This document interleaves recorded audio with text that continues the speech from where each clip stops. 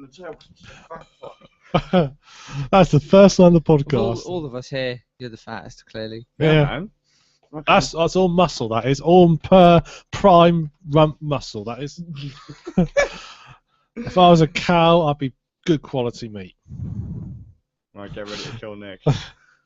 I'm not a cow because I'm male. Good evening, everybody. Some would argue that. Hey. He's a transsexual cow bull thing. He's one of them crazy fucking furry love. You must refer to him as Zer. Good evening, everybody. And welcome to episode 18 of the Ran Nerd podcast. This is me, the Suffolk Ran. Skazz. Bard. And, well, I've already said that bit. I'm out of practice. A couple of weeks out of practice. So fortnight's all gone horribly wrong. I mean, we do this every fortnight. I'm so out of practice. Yeah, it is. It's terrible. It's because we're nearly on time. Yes, we haven't had That pubbage. makes sense. We've done no pubbage tonight, No, which there's is been just no- ruined everything. We've got no beerage. We've only got teage. You've almost. Oh. Yeah, No. I've nearly jumped mine as well. Quick, let's quit and go to the pub. Yeah. Now we'll just say that we are experiencing possible. Well, we're not experiencing it at the Technical moment, issues. but we might do in the future experience blue screens of death. If that happens, we may just disappear. It's not because we don't love you anymore. It might be. Well, in this case, it probably is. It's just the fact that the computer has just I decided still love to you. have a heart attack and die. But in that case, we'll still keep going. There'll just be an audio version available on our website. Yeah. Or I could try one day to force the old school MacBook Pro to try and run a Well, live stream. Given your poor MacBook Pro is currently chugging it away in the background, they're trying to render like a 10-minute video, Yeah. and it's been going for like an hour. Yeah. I haven't anywhere near finished yet. Good machine. Does the job. Yeah, so okay, the Mac can broadcast, but only at 320. What? What do you mean you want more than 3 in pixels on screen? in 8-bit graphics. Oh, yeah. Excellent. Right. So starting off, I believe we have a debate. Clash of the Titans, indeed. Well, no, we're mostly going to be agreeing on things, I think. Just more of a Create discussion. some tension. Yeah, sure. Oh, wait. Tension increase viewing figures. Create tension. Up yours, Thorny. Yeah. I'm offended. There we go. Hey, it's done. I Right. didn't even get any treasure out of that. It's It's because your opinions suck and everything sucks. It's not enough tea.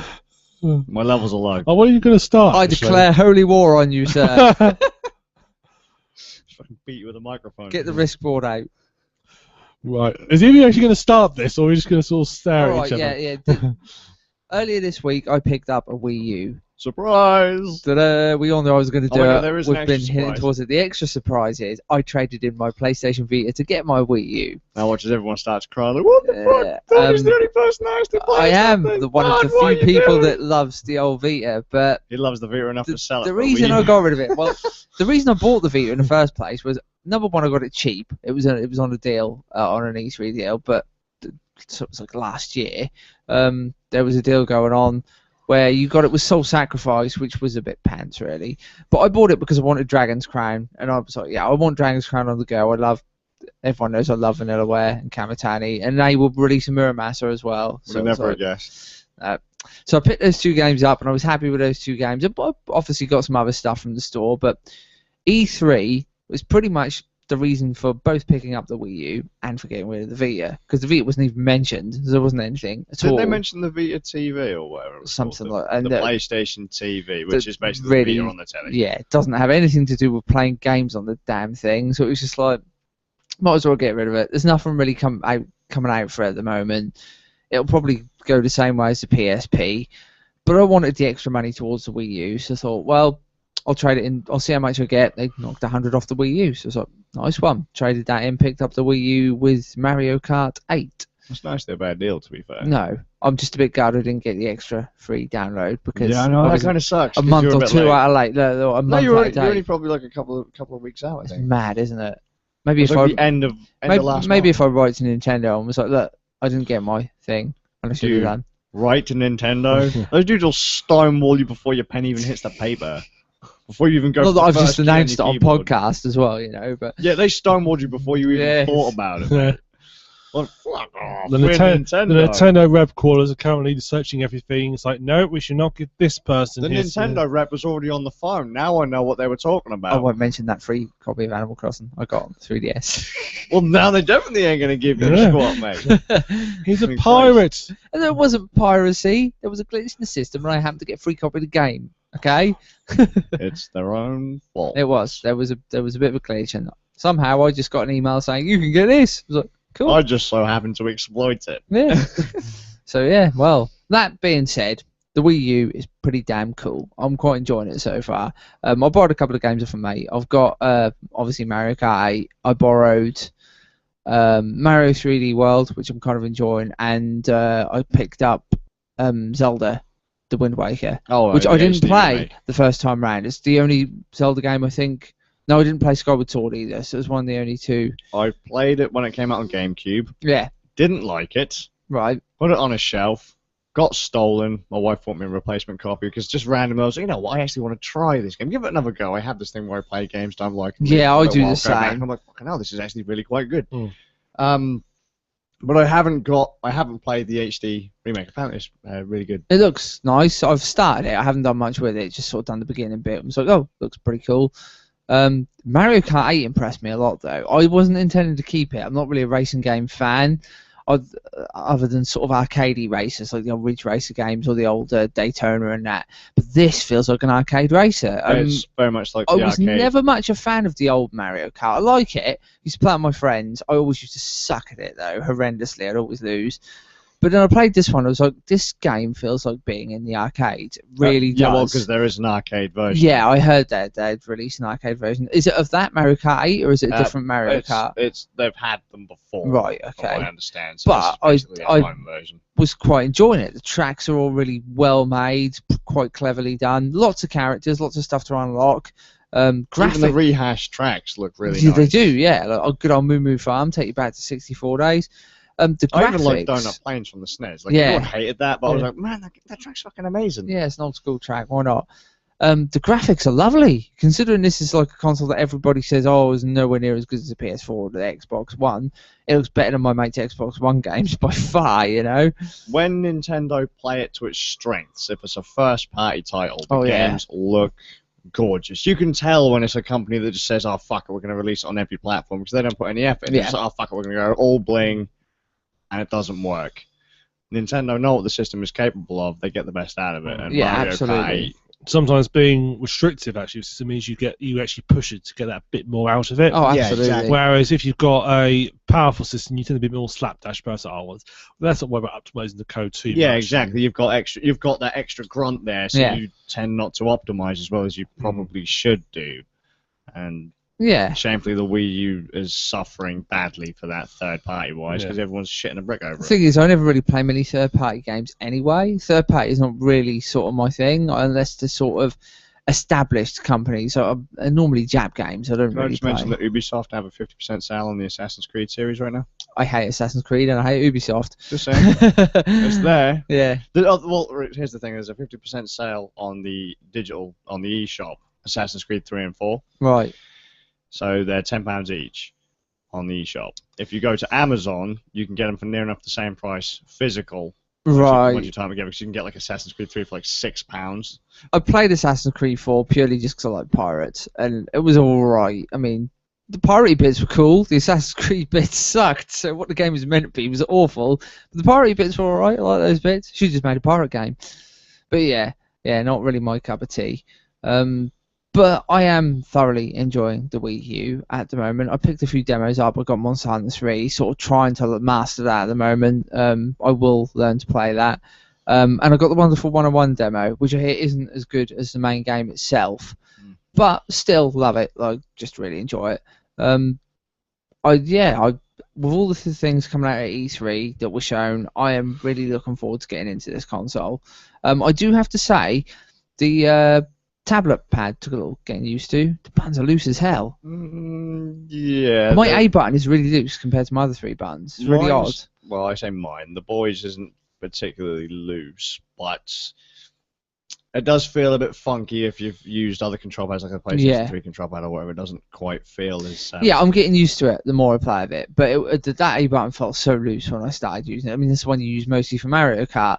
I'm like, this button's looser than the other three. It feels really odd. But so could I recommend getting the Pro Pad? Yeah, I will pick up a Pro Pad. My friend has got a Pro Pad, and I've been playing Mario Kart around his as well, and it works really well. So I love the Pro Pad. It's probably one of the best control pads I've ever used on a console. Yeah. And the battery on it lasts forever. Which is great. It's insane. Yeah. Like, I think I've charged it twice since 2012. The battery in that thing's nuts, because it doesn't waste its time with stupid rumble features. Oh, I don't like rumble. That doesn't really do anything. Just give me a control pad. Yeah, as long as a long battery life, so I don't have to run for a cable or something every 15 seconds. I'll just sit there all day. I'm alright with a control pad and a lead, to be honest. If it plugs in, it's fine. Doesn't bother me. All good. I mean, that's pretty much how we have the gamepad running. It's just constantly. But as you say, first party stuff is great. I've not got far into Mario 3D World, but so far I'm really quite enjoying it. I really like the Captain Toad stuff. That's very cool, and I'm really pleased to see that they're making a game completely based around that. That's going to be quite fun. So a mini game becomes its full. Yeah. Yeah, I like them because obviously being a Mario game is a bit easy. It's not like very taxing. It does get pretty. Does it? Oh, that's good. That'll be good. I'll look forward to that. But starts off fairly easy, but the Captain Toad bit's more puzzle based, so I kind of really like that. The game looks lovely. Like everything about it looks nice, and just plays smoothly. It's just a nice little game to get into. Yeah, no, thoroughly enjoying it so far. I have to admit, when it came to Mario 3D World, when I first saw it, I was very impressed by it. Yeah. But then Nintendo gave away Mario 3D Land on the 3DS. Right. And then that's where it kind of fizzled for me. So I was like, it's the exact same fucking game, pretty much. Like, it does play the exact same way, just with different power-ups. If you want to experience Mario 3D World on the go, just get 3D Land and you'll feel exactly the same sort of thing. Yeah, you will just slot into a comfy pair of shoes. So it's what differences are there with power-ups then? Just the cat, isn't it? Yeah, just like the main power-up, I guess. I mean, I wouldn't say it's right. It hasn't made the game any less awesome or fun, but it did take kind of some of that spark away. I was like, oh, this isn't really quite as impressive, because obviously Mario 3D World was the first time I'd played a Mario game like that. Yeah. And then I realized, oh, hang on a minute, if I'd have played on the 3DS like 2 or 3 years ago, I'd have already had this experience in my pocket. But no, all good. It's a fun game. Yeah, I play it as Toad because Toad's awesome. So I'm not really experiencing it as Mario. So yeah, maybe it's Mario even. So maybe it's sort of a bit different. It's nice to have that little choice of characters. It does bug me he's got blue dots on his hat though. Yeah, because they reserved the regular Toad for Captain Toad. Yeah, yeah. I don't know why they both couldn't have had it, but yeah, minor gripe in like the great scheme of things. Great fun game. Really enjoying it. Really looking forward to see what this console has to offer. What are your gripes on the console? You had to have had some annoying little thing. Setting up was a bit of a pain in the butt when I got the thing going. Because I had a 3DS, I've got a Club Nintendo account. I didn't know that was different to having this. Your Nintendo ID. Yeah, and I didn't know I didn't have a Nintendo ID because obviously I haven't had the 3DS for ages.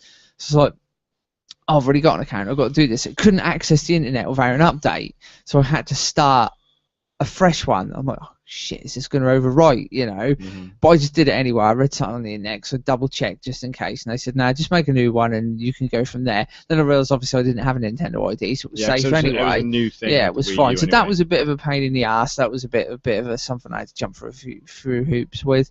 But other than that, and obviously getting used to the tablet pad and feeling a bit sort of clunky, I've got no issues. Everything's pretty cool. Like I like the setup. I love the way when you put a game in, you get like a little thing of the game come up, tell you what the game is, and then you're straight into the game. No pissing about, no extra menus. You're in there, which is good. I like the little main menu system with all the Mii's running around and stuff. That's a nice little touch. Like from the 3DS. Yeah, and the fact that you get people's messages, I think that's really neat. From Miiverse. Yeah, and people putting Nintendo's own little social network. People putting little pictures and stuff up. I'm thinking, that's kind of cool. There's quite nice artists on here. You know, yeah, it's amazing what some people have done on those tablets. Drawn on them little tablets. I'm going to have to doodle some stuff in there myself, I think. Just be careful because you can very easily get banned from. Oh God, Miiverse. Well, I'm not going to put anything too bad on there. Just like too bad. North Korean podcast represent like. Oh God! Actually, they might let that stay for a little while. Maybe Kim and then Mario. Might do. Depends if it's a pro. It might do. It depends if it's a pro North Korean picture or not. If it's pro, no, I can't think a Japanese developer keeping that on there for too long. If it's anti, it might well do. You're just going to destroy my audio, you savage. What? With your chocolate cravings. So what? You're not going to edit it anyway. No, he has a fair point. It's not like I can. Stupid computer. But yeah, no, digging the console quite a bit so far. Definitely pleased with it. It doesn't feel like no buyer's remorse yet. So I have to admit, my only real gripe is the Nintendo idea itself. Yeah, I don't like obviously the fact that there's you're locked out from playing games from other countries. That region lock-in is stupid. Yeah, that's Didn't daft. they put that back on the? Isn't that back on both the Xbox One? It might be. I don't PS4. know. If it is, it's stupid. It's a daft idea. 3, some games will probably be region free, like they have Oh on other God! systems, Also, as with the Vita, one of the reasons I sold the Vita is because PSN on the Vita for Europe is shit. It's awful. It's unsupported. There's no games on there. I couldn't get Psychonauts, as I said to you before. That wound me up. I couldn't get a lot of the games I really wanted to get. But yeah, you're correct. One thing I didn't like, as soon as I went onto the eShop, it's dead. There's nothing on there. I also find it quite awkward to navigate. It sounds really stupid because it looks like it's relatively well set up. I remember there being more categories before. It is, yeah. One thing with PSN is it's quite simple. So everything's straightforward. Well, don't get me wrong, it's simple, but there aren't enough. Yeah. Options. Like the categories aren't there to absolutely. find what it is. No, and you have to go into search to find stuff. And there's no hot links or anything. You can't just go straight to something. And the first thing I was going to do, my very first thing is I'm going to go on there and I'm going to buy Fire Emblem for the GBA. It's my favourite GBA game. I'm going to get that. Not on there. Well, you got to think though they have only just started rolling out Game Boy Advance games. But the States have it, don't they? Fire Emblem's already on the States shop, as far as I know. Well, we've only just had Mega Man Battle Network or Battle. See, I saw Battle Network as well. And I was like, oh, cool. I'll just get Mega Man Zero then. Not on there. So, oh, great. Yeah, there's nothing really on there. We've only really just started getting Game Boy Advance games, so you're going to have to wait a wee while. Yeah. Hopefully that will come up soon. But yeah, I do hate that EU always gets the shit end of the stick whenever it comes to eShops of any kind. Mm-hmm. From what I understand, we also still get the nerfed 50 Hz versions of the games in the shop. Really? Yeah. You just thought they'd have done away with that a fair while years ago, yeah. Apparently not. So, or at least they did that with the Wii anyway. We still got the 50 Hz versions. That's stupid. What the hell are you doing? And I'll tell you one game that pissed me off. Do not buy Super Metroid on the eShop. Okay. You'll get German subs hard. Why? You can't turn them off.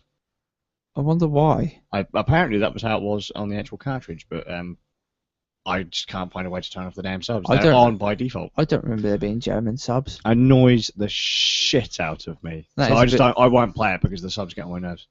That's a bit weird. Strange. I mean, other than those things, I mean... Yeah, they're minor gripes in the great scheme of things. The control pad is awesome. The Pro pad.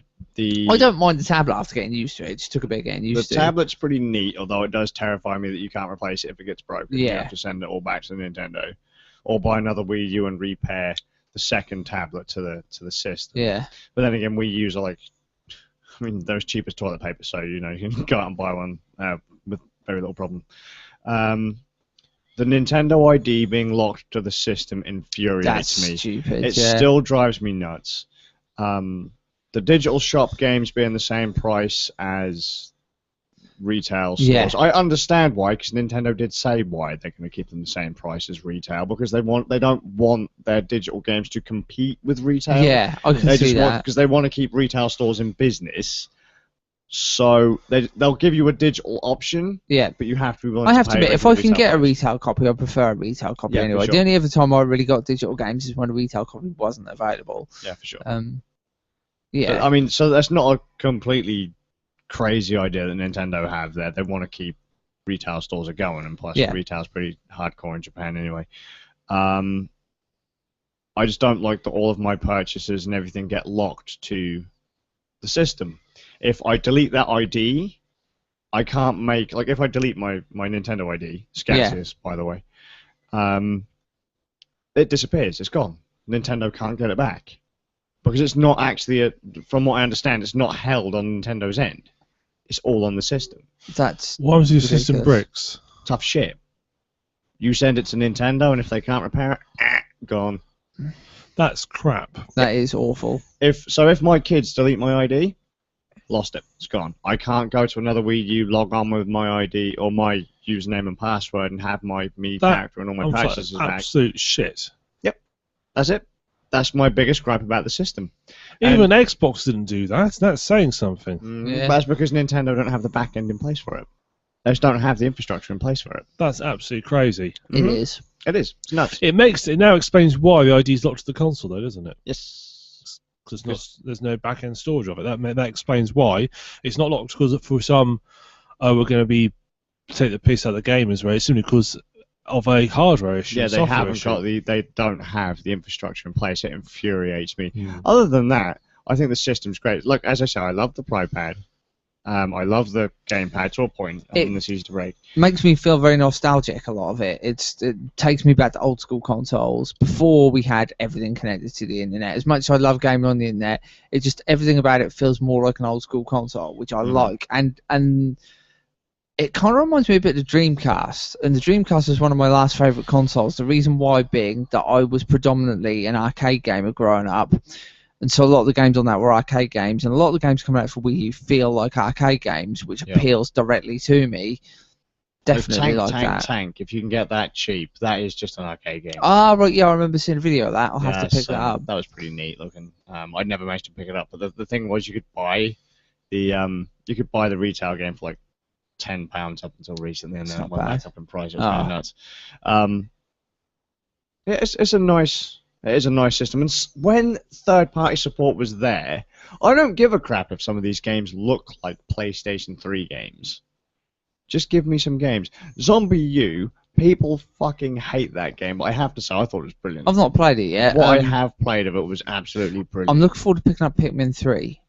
My kids love it. Yeah. In fact, my eldest son will actually kind of recite parts of that game. Okay. He'll actually run around the house looking for Captain Charlie and the other characters and cool. all that kind of stuff. He thinks it's absolutely brilliant. He loves the game. And they actually get sad when the Pikmin get killed and stuff, because my children have understood that when the Pikmin die, they turn into ghosts. And they're like, oh no, they're dead. Yeah. And they've turned into ghosts. And my two boys sat there on the sofa today and they looked kind of sad about it. And they saw one of the Pikmin get eaten by I think they left the Pikmin behind. They didn't mean to. They're like, oh no, we left him behind. And they actually got quite upset about it. And he got munched. They get quite attached. That's life, kids. Get used to it. Yep, you get eaten. Life trainer, Pikmin 3. When you get left behind, you get eaten. Yeah. And your mates will leave you behind. Cannibal rules. So good job.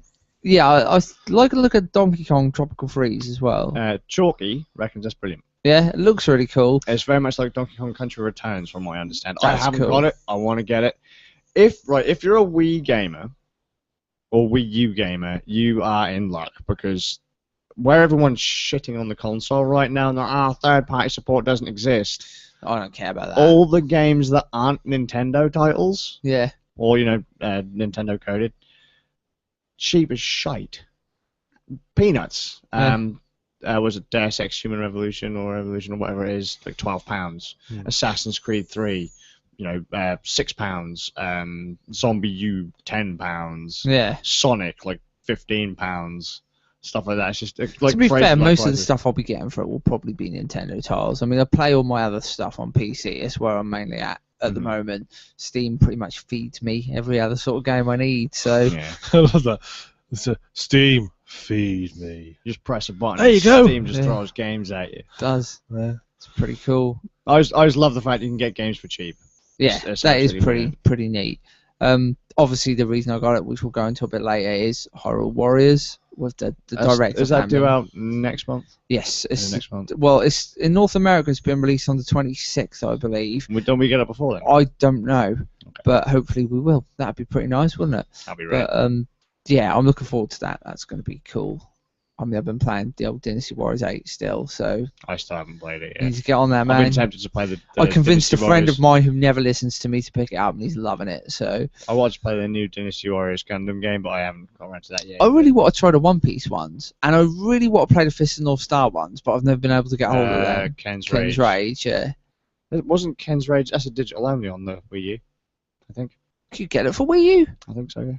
If you can get that for Wii U, I think so. I'll pick it up. I could be wrong. I'll But go I online think it and- was an option. if it's digital only, I'll grab that. Yeah, I'll play that. That's cool. I'd love them to make JoJo one, a JoJo Mushu game. Oh, That'd be pretty neat. that would be so cool. Yeah, it would work too. Lots you could do with that, but yeah. Magical Yeah, console. It is a good system. I am really digging it. Don't slag it off until you actually get a chance to sit down and properly play it. Everybody knocks it, but I laughed at my friend when he got his Xbox One, as we already know. That's I just still laughably bad console. The only other console I would have really considered is PS4, but there's nothing really for it at the moment. Like I say, that E3 presentation pretty much sold me on the Wii U. That was what convinced me to pick it up. Yep. We're all getting good games. I just think Nintendo had the strongest hand at the time. Absolutely. Especially for like retro gamers and arcadey gamers, we're getting the stuff that kind of plays like the games we used to play, rather than just a generic first-person shooter, WRPG, whatever. I will ask Nintendo 2 things. I've already asked before. We already know Nintendo making a listen to us. Listen to me, Nintendo. Or I will turn up at Nintendo Base 1. You won't like that. I'll be like a fanboy running around, jumping up and down, threatening people, but still going, ooh, all the time. Look at that. This is where that game was made and stuff. Nintendo ID. Please put in some kind of back end so we can swap it around onto other systems. It is just to keep a record of all your purchases. Yeah, for sure. So you don't lose your purchases. I think Club Nintendo, if you're tied into a Club Nintendo ID, keep track of purchases as well, because you can get star rewards for them, which you can get physical rewards. I got an amazing Pikmin keyring for like 1,000 something, no, 2,000 stars, I think it was. Crazy. Yeah, see, tiny little Pikmin keyrings I was like, wow, that's I've never actually redeemed any of my stars. I only did it because I thought, what the hell am I going to do with these? But like Club Nintendo already keep track of it, but it doesn't have anything to do with the Nintendo ID, which is annoying as hell. So they have something in place, but it doesn't really do what you want it to do. Yeah. So give us a bit of a back end, give us a bit more kind of shit to do with the Nintendo ID to make it a little bit more useful and a little bit less of a pain in the ass. Yeah. Because they have implemented a 3DS style system where you can transfer all of your data from one Wii U onto another one. So if you're an unlucky bastard that got the 8 GB white version, and then you're like, fuck, I want to get the black version or whatever. You decide to go out and buy another Wii U. You could then put your memory card in, transfer your data onto the memory card, put that into the new system, and it would put it all over. The trouble is, like, I could do that to my Zelda system. We have 2 Wii U's in the house. And the problem is, if I transfer all of the data over, well, then the other Wii U's blank. Yeah. And the kids' profiles are still stuck in hell on my system and not on theirs. Yeah. So they tried. They just kind of fell short. Goosed up. And fuck, I can't remember what the other thing was I wanted. The Nintendo ID thing is that is the thing for me. Just So if they sort that out, you made a brilliant console. Oh, that was it. Fucking give me Game Boy Advance games on the 3DS for Christ's sakes. No. Again, that was another reason I sold the 3DS. I wanted Fire Emblem on that, couldn't get it. It's stupid because the Ambassador's got Game Boy Advance games. We know it's capable of playing Game Boy Advance games. Give us the goddamn Game Boy Advance games. Other than that, though, I think the Wii U was a solid system. That is my gripe with Nintendo in general, though. They make really piss poor business decisions quite a lot. And really stupid decisions. If you've got really good library of games that you can release that people are going to pay money for, why the hell wouldn't you? They're pulling a Sony with as much as Reggie goes on about this Mother 3 business, he's sort of gone out of his way to make that more of a bigger deal than it is, when he could have just released a bloody game. Do you know what I mean? It's not his choice. No, but I mean, at least he could have tried. You could kind of nudge a few people. Yeah, precisely. That's what I mean. He could have just. Unless the reason he makes such a big thing is because he wants to have it released, and plus he makes a big thing about it, people might eventually give in, release it. They won't. No. They won't. He can try. It's a shame. It is. I played the game translated, and it's a nice little game. It's a cool little game. So there's no reason for them. I've got it's fan translated perfectly. So why they can't do it, I don't know. I've got the first 2 games on actual cartridge. So there's a few games I'm a bit gutted never got translated. Ground Knight's History was another one. That was one of Kamitani's games. It's complete, but for some reason there were publishing issues and it never released. It's just there's tons of games like that. They're actually finished, they're ready to go, and they're like, nope, gone. Never to be seen again. Shame. Yeah. Shame. Ace Attorney Investigations 2, we never got that one.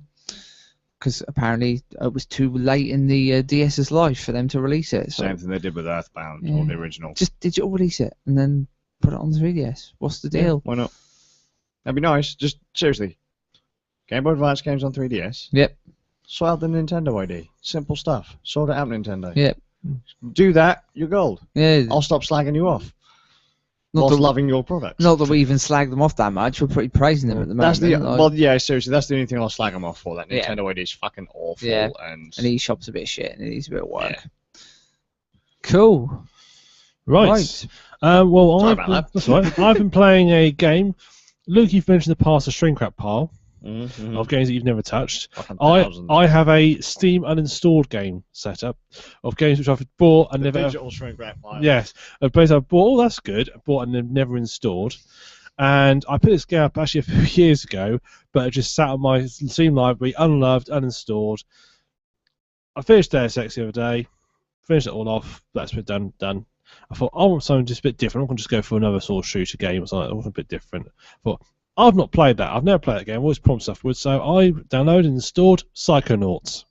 That's Tim Schafer, yep. Dude that worked on Grim Fandango. And didn't he do Brutal Legend as well? Yes. I love Brutal Legend. Fucking amazing game. See, I'm sort of Brutal Legend. I like bits of it, and then there's other bits where you can see don't get me wrong. Some of the not characters finished. make me want to stomp on their It's not the heads, characters, it's the gameplay itself. The fact the game's really not finished that bothered me. That's interesting you say that then, because that's my main criticism of Psychonauts. I think the storyline is fun. The idea and the concept's really fun. Yeah. Basically, you play as a kid who goes to a summer camp for psychic people. And the main part of it is you get to go into people's heads, and you have to sort of like you get to explore their brain, their mind sites or scope. So you're going to have sort of this army guy. He's got his mental world is all sort of machine guns and tanks you've got to avoid, and then when you start going to all crazy people's heads, so you end up going this guy who's later on, so halfway you get this guy who's obsessed that he's being watched, and his literally world. He's the one with the milkman. Yes. Yeah. You walk around, it's like hidden cameras everywhere, and you get this voice panel. There's all these sort of secret agents you have to find disguises to get past. So everything's very varied, but I just think as a platform, it's really not very good. Mm-hmm. I think the actual platform mechanics are really poorly implemented. They are, yeah. It's just there's actually a nasty bug with it. It can't properly pick up mouse inputs. I discovered. I have jump assigned to right mouse button, and I kept on these jumping. I thought, why do I keep missing these? I thought, I'm surely these can't. But this is like the first level. Surely these can't be that hard. What's jump by default? Space. So I clicked the right mouse button, and what I discovered was I clicked it about 3 or 4 times in a row. And in actual fact, it didn't register nearly every time. It only registered like 1 in 3 or 4 clicks randomly. So I redefined jump back to space and works absolutely fine. So for some reason it's not checking the mouse's input very often, and it's not picking it up. Fire weapon works, or fire or psychic blast, whatever it is, works fine, and everything else works fine. But jump doesn't work. Just does not pick it up at all. And the other main control gripe I have with it is you have a button that basically both locks on and centers camera behind you. The trouble is, let's say you're running away from a monster and you want to lock onto it. If you're slightly out of range, so you're running towards the camera, which you want to because you want to see the monster in your camera, you hit your lock on button, because you're just slightly out of range, it spins the camera around, puts you behind your character again. So now you're really messed up. You've got to sort your control. Also, you've changed, because also you push one of the games where you push the direction you want to go in. Yeah. You now then turn yourself around and run back towards the monster and then get yourself killed. It's just all design flaws like that. Just really sort of makes it harder. That just made me think of World of Warcraft PvP. Right. It just something you get used to. The first sort of boss fight was a real struggle, so I kept having to just judge this lock-on effect, and it really was an absolute struggle to get through. And some level designs have got a bit of things. So what I was doing today, there's one jump you have to do, but to angle the camera so you can see, the camera clips out the level, so you can't see what you're doing. Gotta love crappy camera angles. Yeah, so, but as the actual concept game is really fun. I mean, I've been seeing them things. It's a very highly praised game. It's good. I mean, I whinge about the platforming. It's poor platform, but actually as a game, it's really nice. It's got some really nice ideas to it. Every level is very creative. Cut it into bits, it's shit. Put it all together, it's pretty good. Yeah. I like the characterization of most of the characters. They are just basically, most of us are walking stereotypes took up to silly levels. It just works really well, and it's quite funny. I mean, I found myself laughing at quite a few places. I mean, the aforementioned Milkman conspiracy level, that's actually really funny.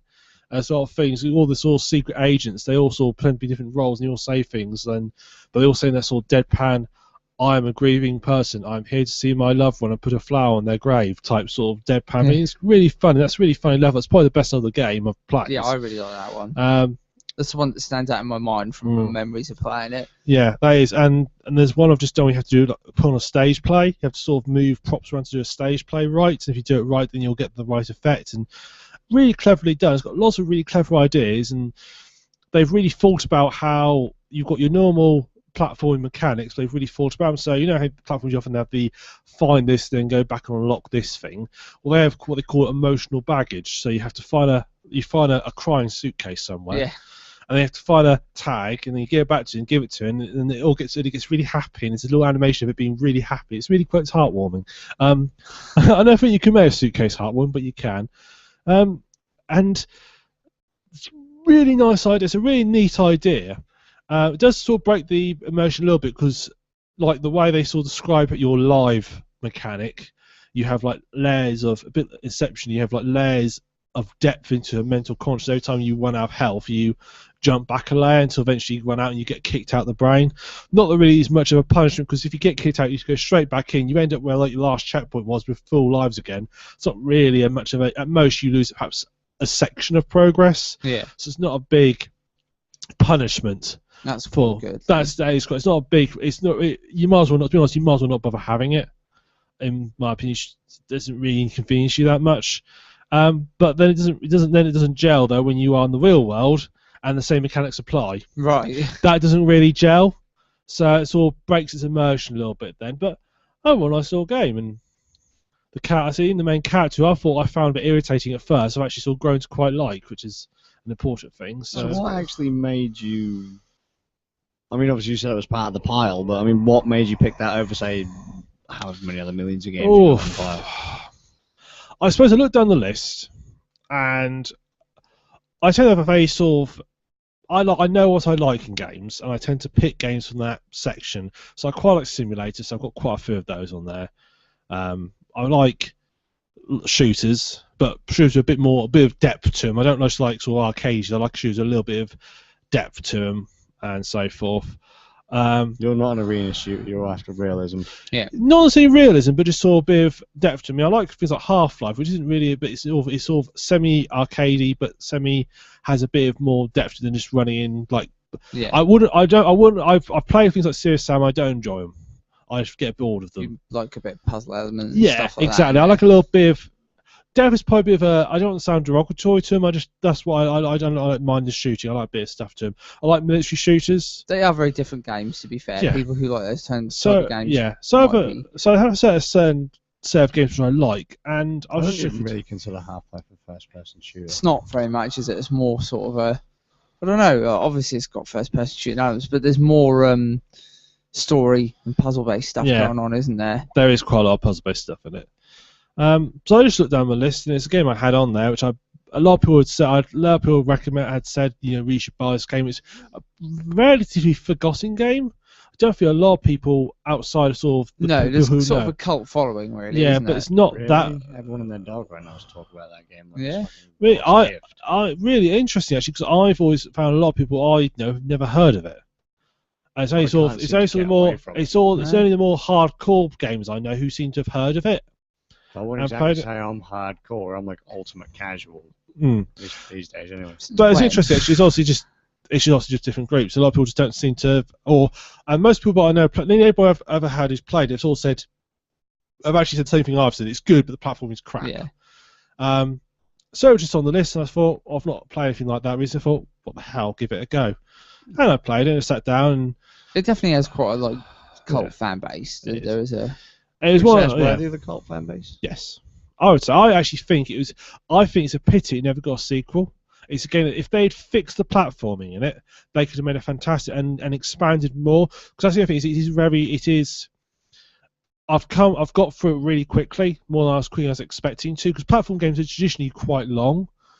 And I've got through. I'm about 12 hours in. I've near enough finished it now. Most of which is, I mean, I'm not denying that. I've got my money's worth out of it. Yeah. Say 12 hours is pretty long. I'm saying I've got money's worth out of it, but I don't think it's got not much more to give me. Okay. Whereas the platforms, I've always thought were meant to be something that you get into. It's going back, finding everything, and nothing. Yeah, it's that sort of. Oh, you've got to find and lock everything. That sort of, which adds to the longevity of a platformer. The main game most times are quite short, but I just feel it's got much to give me. Yeah. Which has put me off it. Which is interesting, isn't it? Because it is clearly more story-driven game. Yeah. That has this platform. Yeah. Sort of route of going through it. I think it's a pity if they built on what they had. The level designs are great, the crazy levels and the variety levels are great. Do that more. Fix the platforming. They could have made a fantastic sequel to it, and I think they could have made a brilliant sequel to it as well. And that's a pity actually they never did. And I think it did get somewhat. I feel a lot of people. I dare say it. I feel a lot of people just looked at it and just didn't think it looked like much cop of the time. I mean, even I did when I first saw it. I thought that doesn't look like it's going to be that great. In the previews, I thought it doesn't look that interesting. Yeah. But everybody who played it said it's brilliant.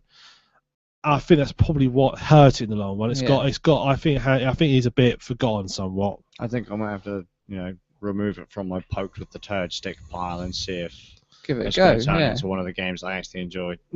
It's not a bad game. I enjoyed it. I didn't love it or anything, but it was alright. It was a cool game. Yeah, we'll see.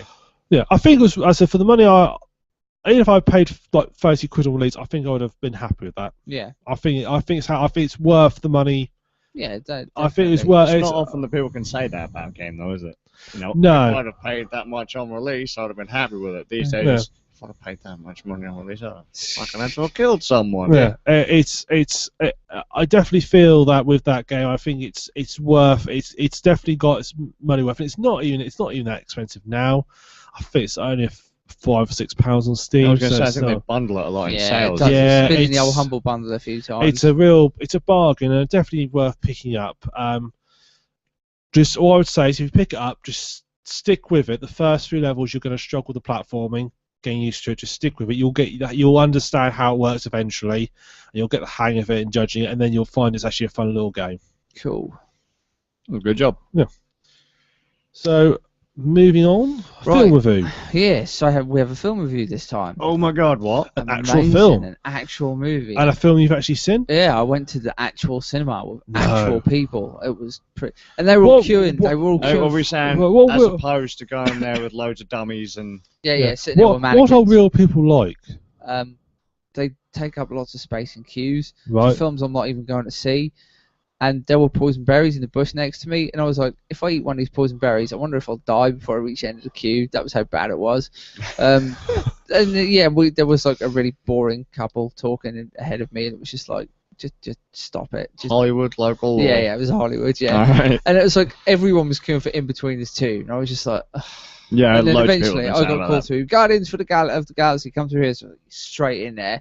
Was it all three of you? Yeah. No, actually, the screen was packed. It was on a small screen, but the whole thing was full. The left hand looks one of the little ones. Yeah. Three, Well, to be fair, if you've got 12 people in there, it'd be pretty packed. Yeah, it was quite full. But yeah, Guardians of the Galaxy is the film I went to see. I went to see it based on the hype that was being generated. Everyone was saying, this film's great, you got to go see it. So I was like, all right, a friend of mine said, we might as well go see it on Wednesday. Do you want to come with us? So yeah, why not? Sort of tagged along, watched it. I bloody loved it. I really enjoyed this film.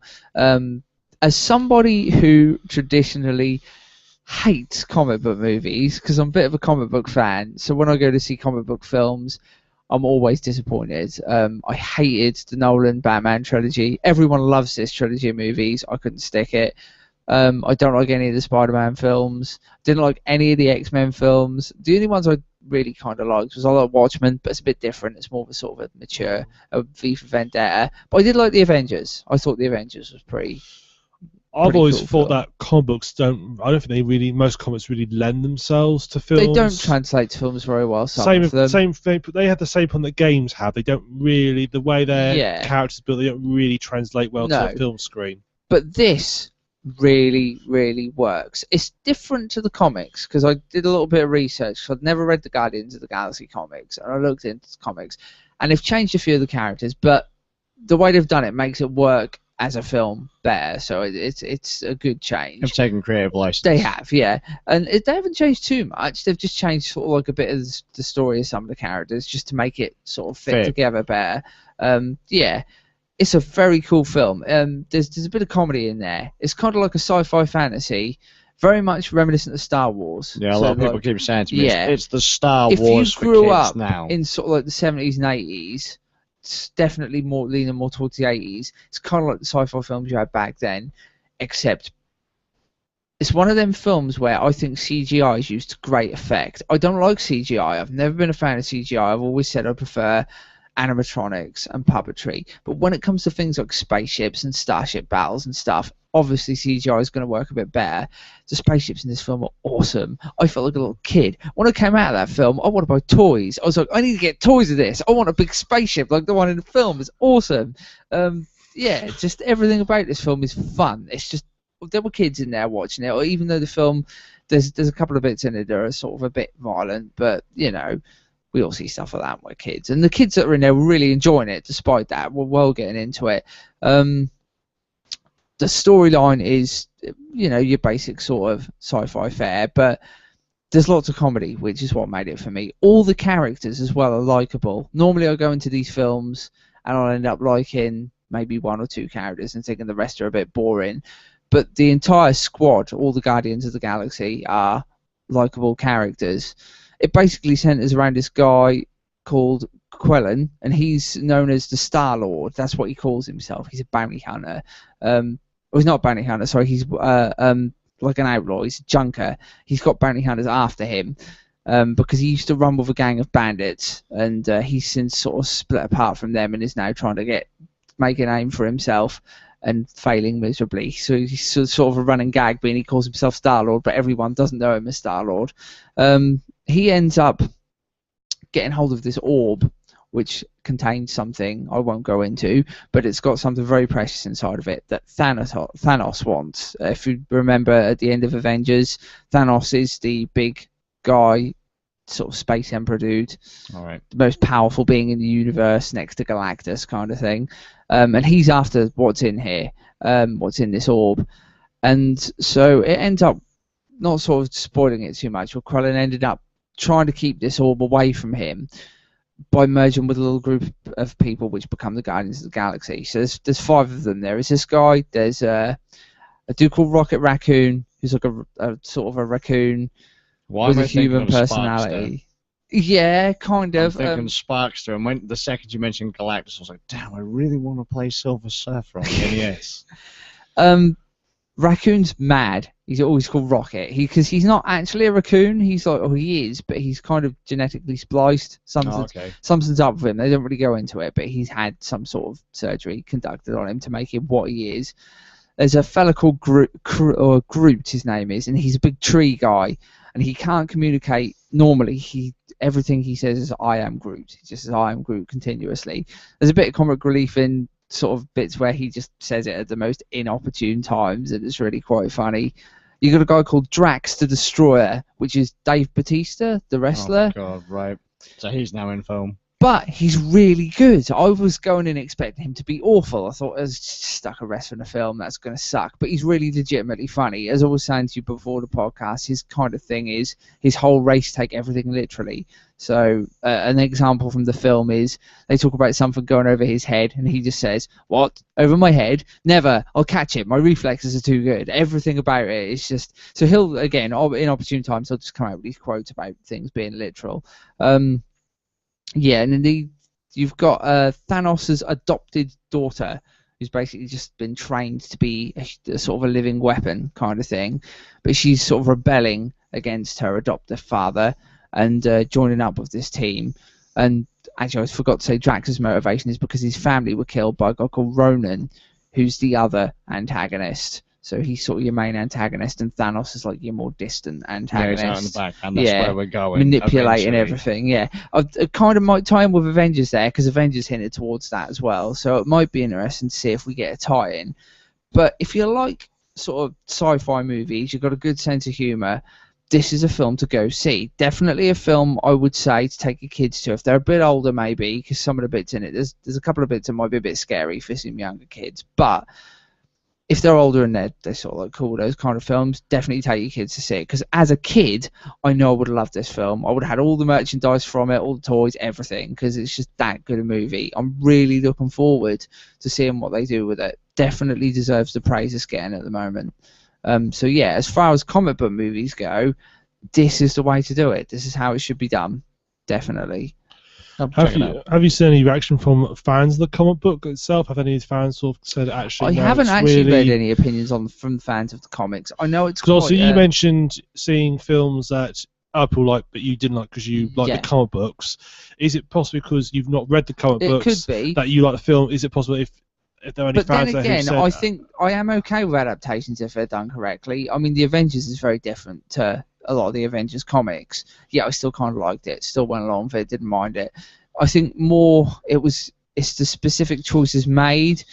I think with the Nolan Batman trilogy, it was just a specific way he made those films I didn't like. It just was a bit boring to me. And Christian Bale's awful acting. I know everyone loves him, but American Psycho is the only film I can tolerate with him in.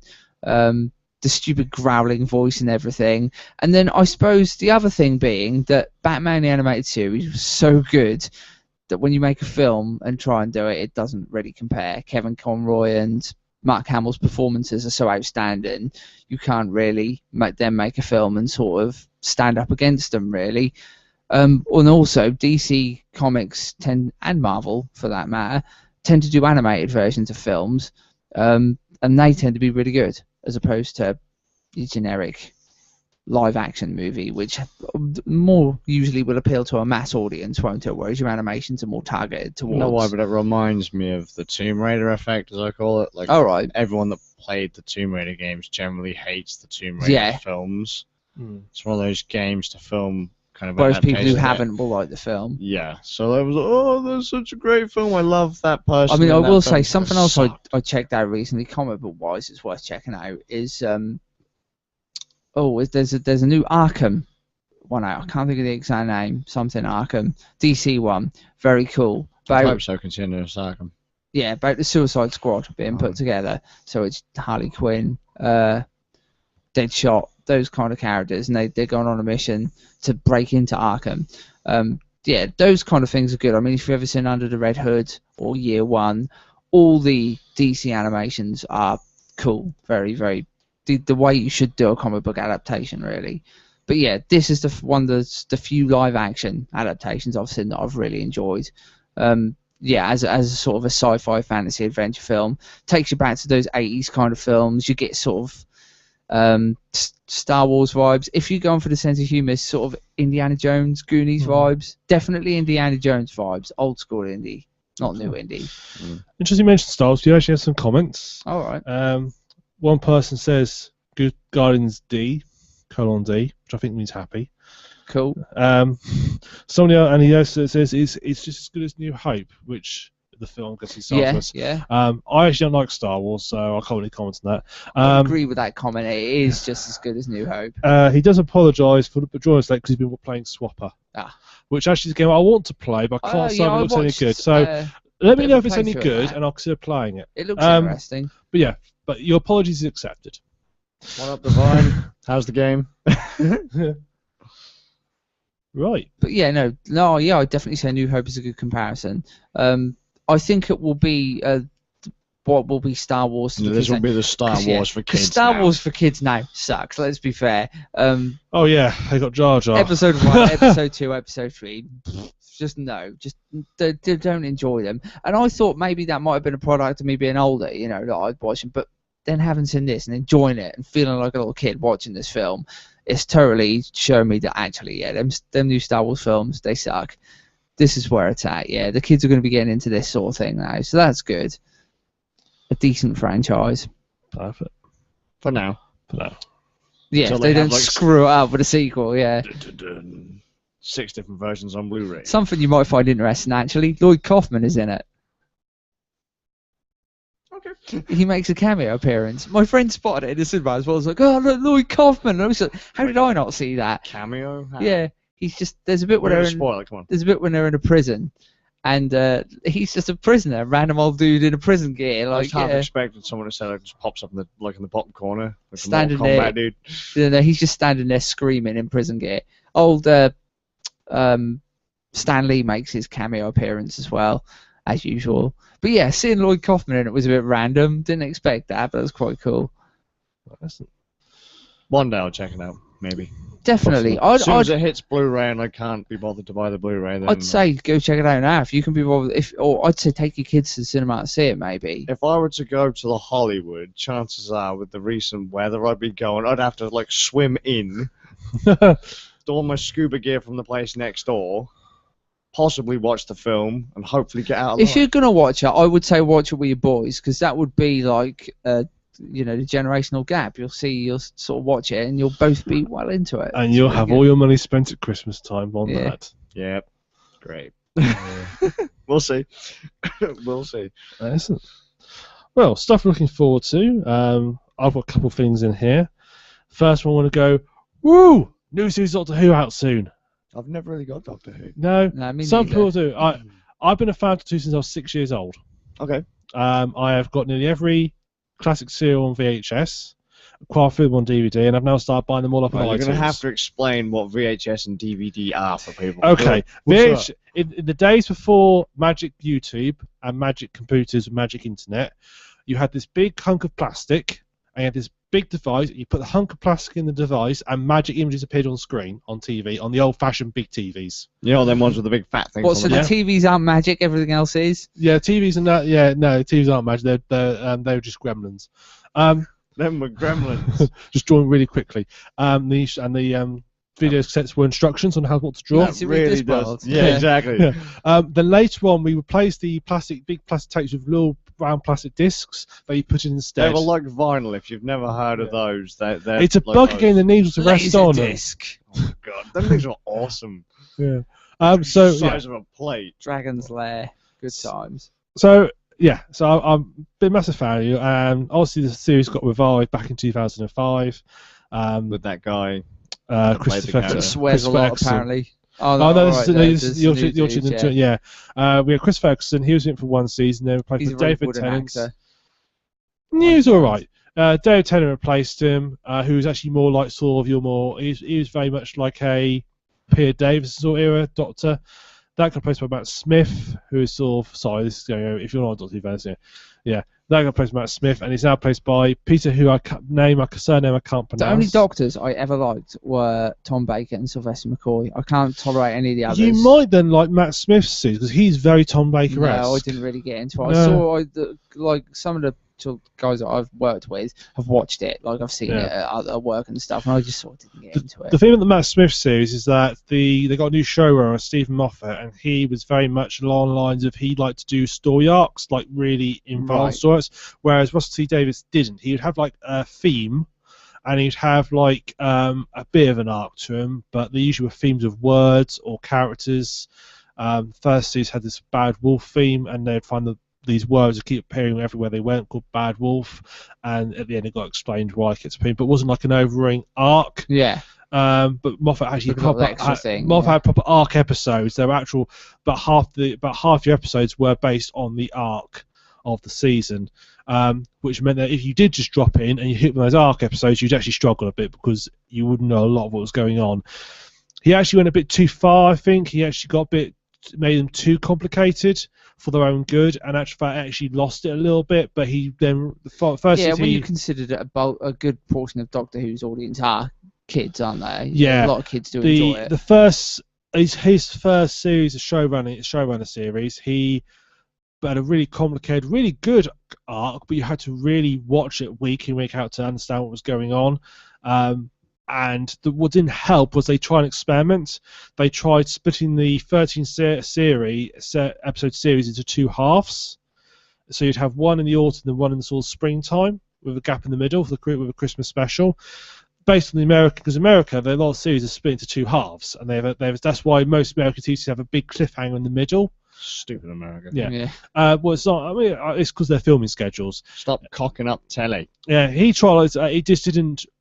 I, in fact, didn't work as well because it was because it was an overwhelming arc. By the time you watched it again, you've forgotten half what happened before, and that broke it down a bit. But he reined it all back in the later series. He sort of cut it all back and made each sort of half its own little bit, which worked a lot better.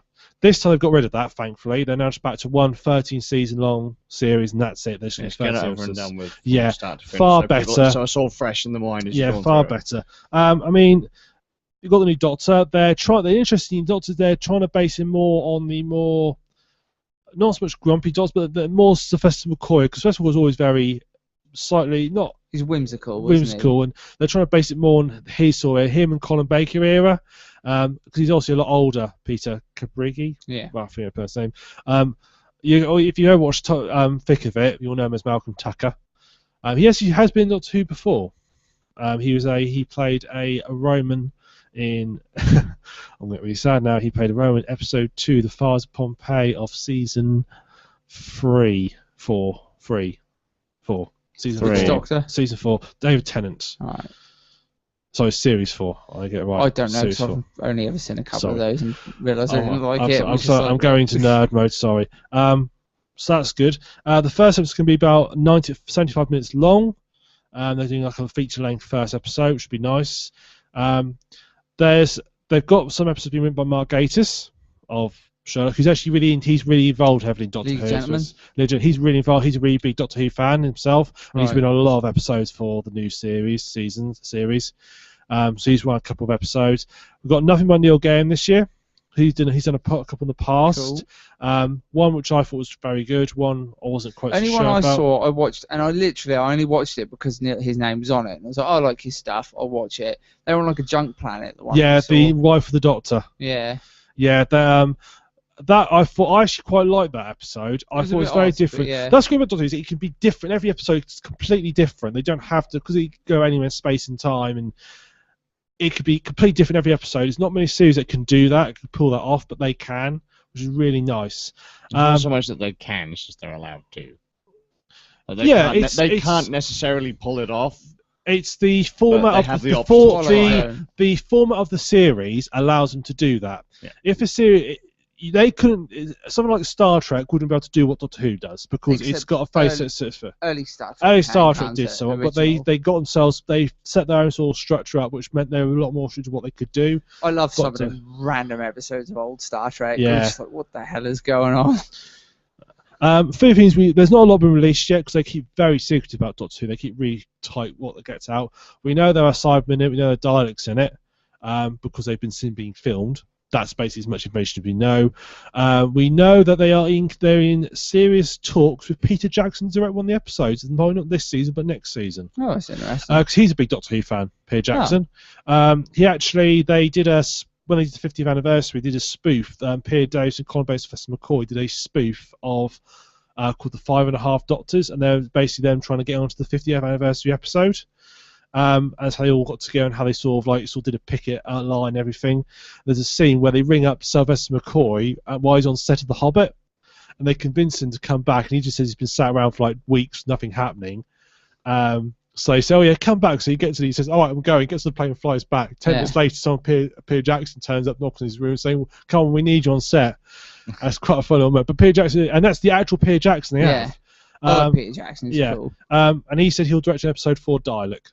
They give him a dialect, he'll direct one of the episodes. So they're apparently in serious negotiations of doing him to. That'll be interesting. His take. I like most of his films. I think there's only one film he's ever done I haven't really liked, and that's it, really. Yeah. That was King Kong. Yeah. In the Chainsaw Massacre film, he did. His first film was a horror film. Yeah, I've seen his Brain Dead, and the film he did with loads of chainsaws, and I know that one. I think it's his first one he ever did.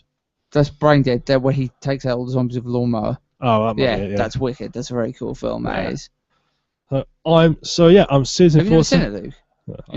I can't remember. You will love Brain Dead. You need to get on that. That's a wicked film. I've watched so much stuff in the past that it is the most ridiculous, funny horror film. Your chap on there, is it Divine? He's now my bestest friend because he says Final Fantasy was great, and I agree with you fully. Brilliant series. Okay. What was that? 5.5 Doctors, the comedy thing. That was really good. So seriously looking forward to that. Next Saturday. So we glued to my TV. I luck a weekend off, so I'll be getting the beer playing in. lots of video games. Yeah, I'll be watching that. I'm A looking forward reason to to that. be sat watching the idiot box. I am planning to actually. That's cool. I'm planning to do like after each episode, do like a review to put on the channel. Yeah. Sounds good. Gonna put something on there. So I'll try and keep it spoiler free as possible, but it's a review of the episode. It's going to have stuff in it. Yeah, nice one. The other thing I'm looking forward to, and these gents are going to share my love for this, because I know how much they love these sort of games and how much they're going to be interested. Luke, I know especially, is going to want to play this game. Oh yeah, for sure. Yeah. They've announced Farming Simulator 15. Not 2015, it's not the 15 one, but the Farming Simulator 15. We need to do a Let's Play of it where we just shout, "Wow!" a lot. That's so good. I am so up for that. I am so up for doing that. Get off me land! There is, unfortunately, that doesn't happen. Unfortunately, you can't have shotgun, although you Can't can. you do?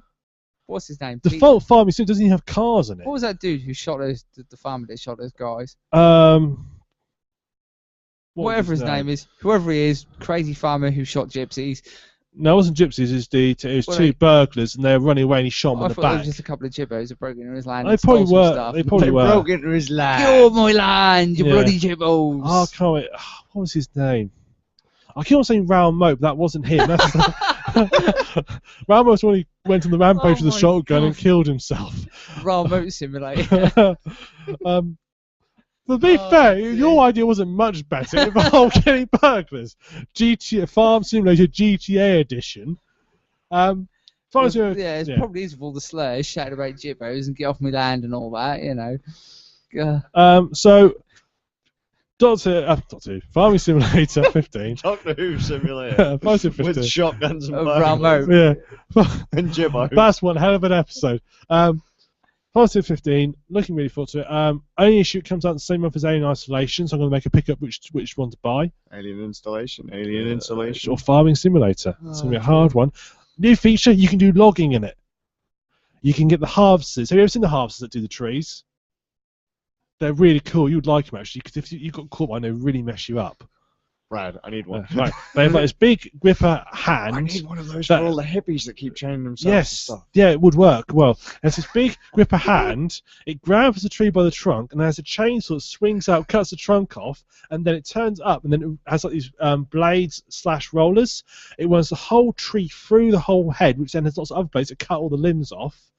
Hippie Simulator 2015. Cuts the limbs off, and then it's just one hand like cuts and trims the tree trunk. And they just literally pick it up and then chuck it onto the stack, ready to go. I've got it. Corporate Bastard Simulator It's 2015, really cool. where I can pack up You a also piece get of a nice machine. you also get wood chippers and chainsaws in it as well. We've got new tractors. By K stands for Lamborghini New Holland. Yeah. And there's a whole new graphics engine. I'm hoping if they have a new graphics engine, it means they'll have proper similar cabs. I'm hoping they'll sort out the gears, so you have proper gears in it. Okay. I'm just like imagining Rail Motor Simulator now, and I'm imagining like the protagonist being Gaza with his cans of beer and his fishing rod. If you remember that from when that happened, Paul Gascoigne said he could have saved the day. Yes, I remember that. But he just drove down there in his dressing gown with cans of beer, a fishing rod, and some chicken, and he was like, "If the police let me up there, I'll be able to stop him." And it's just like, Please say no, no, Gaza, seriously, no. seriously, no. You can't. Stop. Just go Just let home. me and Morty go for a fish. It's like, Yeah. Oh, God. Yeah, that's that villain. Just go, suck villain. Let the Let the villain. Just give me 5 minutes to go fishing with him. We'll have some chicken and some beers. I'm in my dressing gown. It's like, oh, Gaza, dear. you can't sink any lower. Oh dear, poor Good chap. times. So Bless him, his heart was in the right place. it was in the right Oh, place. bless. Ah, bless. You can join the ranks of North Korea Army. So that's my things I'm looking forward So to. that's where it crosses over. They go fishing. You, oh, get on me land! Then I might get his shotgun out again. We're going to get so banned. Oh, dear. Uh, Welcome to Right. the internet. right. Well, it wouldn't be any different from games like GTA 5, really. Yeah, would but it, at least to they're be not fair? based on real people, are they? You know, it's Welcome to B-Boards, the audio version. Yes. other news. Probably get attacked Adam. by B-Board now. I mean, Bard, you need to lead this. Whatever your name is. Hairy hippie I'm guy. losing my place. Oh, right, yes. Oh, yes, other news. The tragic death of Robin He Williams. says cheerfully. Cheerfully. Poor Nanu. No more Nanu. Tragic death of Robin Williams, which was earlier this week, I believe. What day was it that happened? Monday? Monday, I think it was Monday. He hanged himself. He did, yeah. He committed suicide, and a sad day for all, because most of us grew up. Well, I for one grew up watching a lot of his films. Me and Nick on the way here were discussing Mork and Mindy and how that used to be on pretty much every morning back in the day. Yeah, and school summer holidays, it'd often be shown on Channel 4. So obviously, you were a kid, you used to watch it. I used to watch it every day. Yeah, I used to watch it every day as well. Yeah. And growing up, my favourite film was Hook, and he was obviously Peter Pan. So yeah, the main guy. See, I prefer Jumanji to Hook. I like Jumanji as well, but I like Hook more. I don't know, Hook's just awesome. Both good films. Yeah, both wicked films. Do you ever see Patch Adams? Yes. What do you think of Patch Adams? Patch Adams is good, in fact, because obviously with the way I do, I looked into the real Patch Adams and watched some of his videos and stuff, and he's a very cool guy, very, very decent chap. So yeah, I did see that. That's a good film. I haven't really seen any films by him or with him in that I don't like, to be honest. What Dreams May Come is another good one, and sadly appropriate considering. Yeah. He did go. He did go through a sort of a resurgence. I think partly because it all got. He went through resurgence, didn't he, sort of in the late '90s, where also he appeared in a lot of films. Things like Mrs. Doubtfire. That's the other one I was thinking of on the way down here. Jumanji. That's the one I'm really remembering from. I can't remember the name of it now, but sticks in my head. It wasn't Patch Adams. There's another one he did. He did so many. He did 1 hour photo, didn't he? He did. That was his attempt to be a serious actor. Yeah. That was a good film. Yeah, he was a good and film. And for those of you who are interested in, being nerds around nerd culture, anime and stuff, Evangelion gets mentioned in that film. He buys a little kid a toy of Evangelion, and the reason is because Robin Williams is really into Evangelion. He really likes Evangelion, and apparently Ghost in the Shell is his favourite anime series or anime film, so that's pretty cool. But yeah, again, relevant in the respect that he's also proper gamer as well. And except I don't like the idea that he loves Call of Duty or loved Call of Duty. No, he loved Call of Duty. Apparently, he loved Warcraft as well. He's getting a tribute in Warcraft, but obviously his big favourite was Zelda, and hence why he named his daughter Zelda. And sad to hear that she's actually left Twitter. Yeah, she has. She's back. Yeah. Oh, she was getting. That was horrible. What those people were doing. Yeah, absolutely. That's so disrespectful. If you don't like the person, don't leave them be. No, when she's already having to deal with her father's death, and then and not even just death, a suicide as well. It's even worse. Does do it that way? I mean, if it's anyone, that's just shameful. People even consider doing that. It's disgusting. I mean, I did have the good fortune to speak to her on a forum. She did Q&A, and she's really nice. Yeah, very nice person, just like her dad.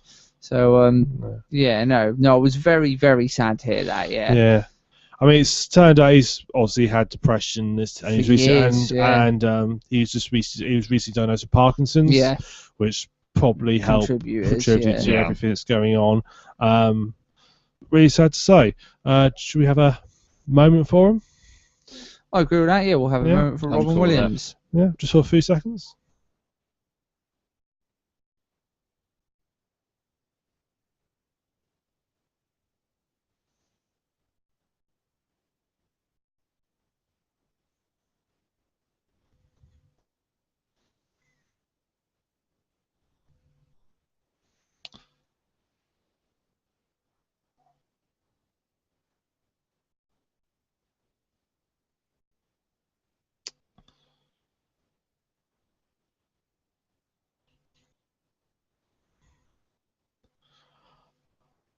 Okay, I think that's a fair amount of time. I think so, yeah. I think we all. Anyone wanted to say anything? I know. I think also.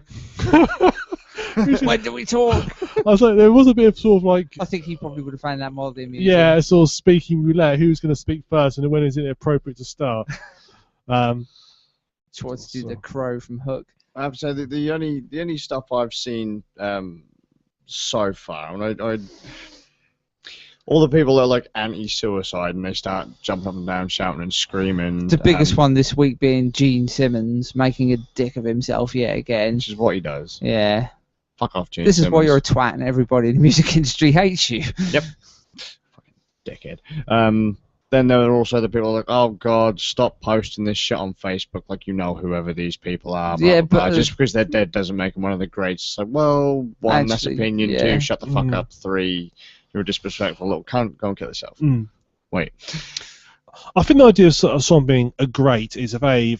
I do think it gets cited Brown a lot, but I think it's got to be a case of if it affected you, if it was part of your childhood. And when I first heard about it, I thought, oh, Robin Williams has died. But then I actually looked back at my childhood. I thought, actual fact, he was involved a lot of my childhood from all the stuff he did. If you look at the response to his death, we can say he's a great, because not many celebrities. Oh, I wasn't saying he wasn't. I was just saying that in general. In general, no, I get that. But like, just the response to his death has been bigger than I expected, and not that I've seen from any other real celebrity. I mean, we haven't seen anything like this since Michael Jackson passed away. Oh, fuck Michael Jackson. Yeah. But yeah, Michael Jackson had you got to admit, he had a similar fan base, like a huge fan base, and it was really.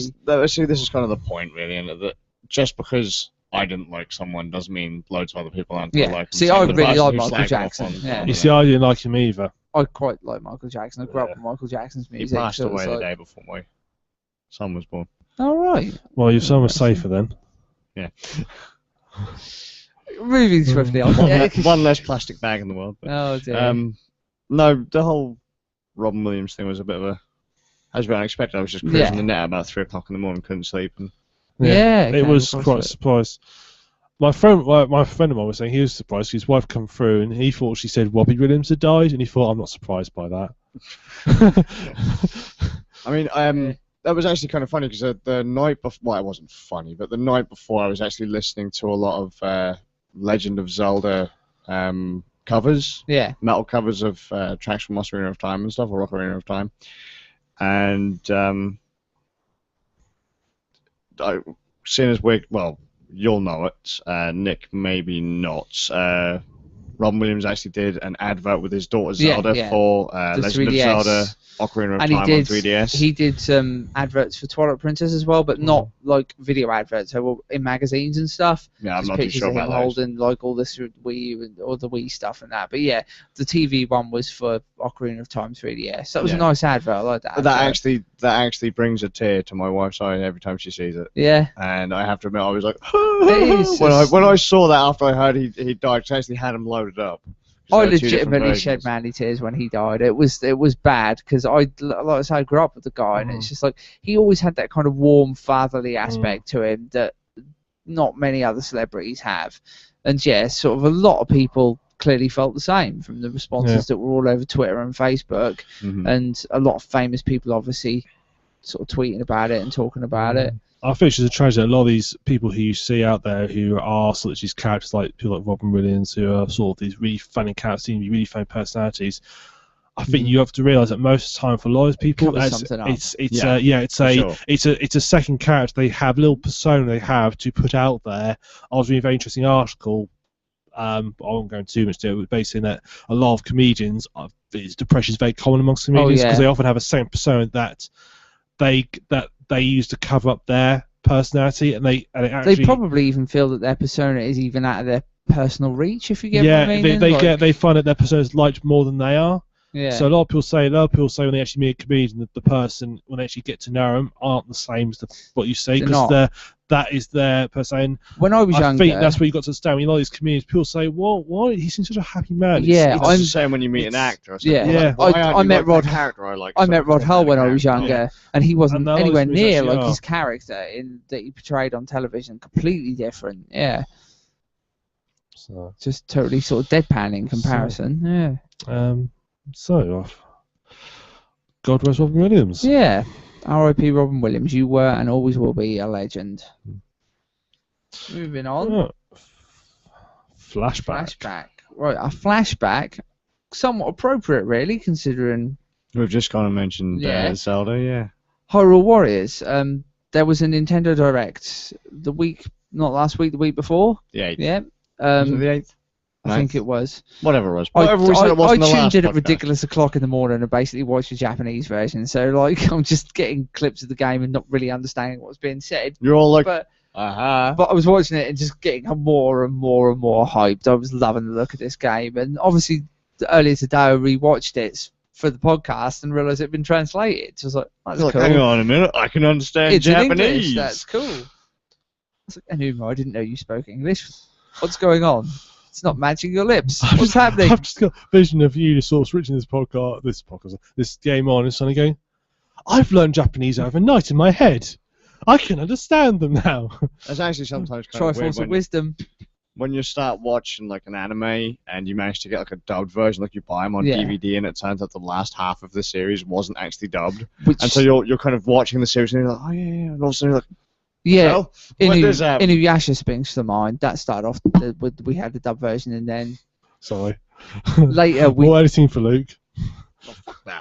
Later we didn't get the last part of the series wasn't dubbed. So it was one of the few animes I watched dubbed. I normally will watch anime with subs if I can, but I don't know why I started watching that one dubbed. So when it came around to it, I found it very difficult to watch because it was like, oh, well, the characters seem really different, which is why I will prefer to watch subbed if I can.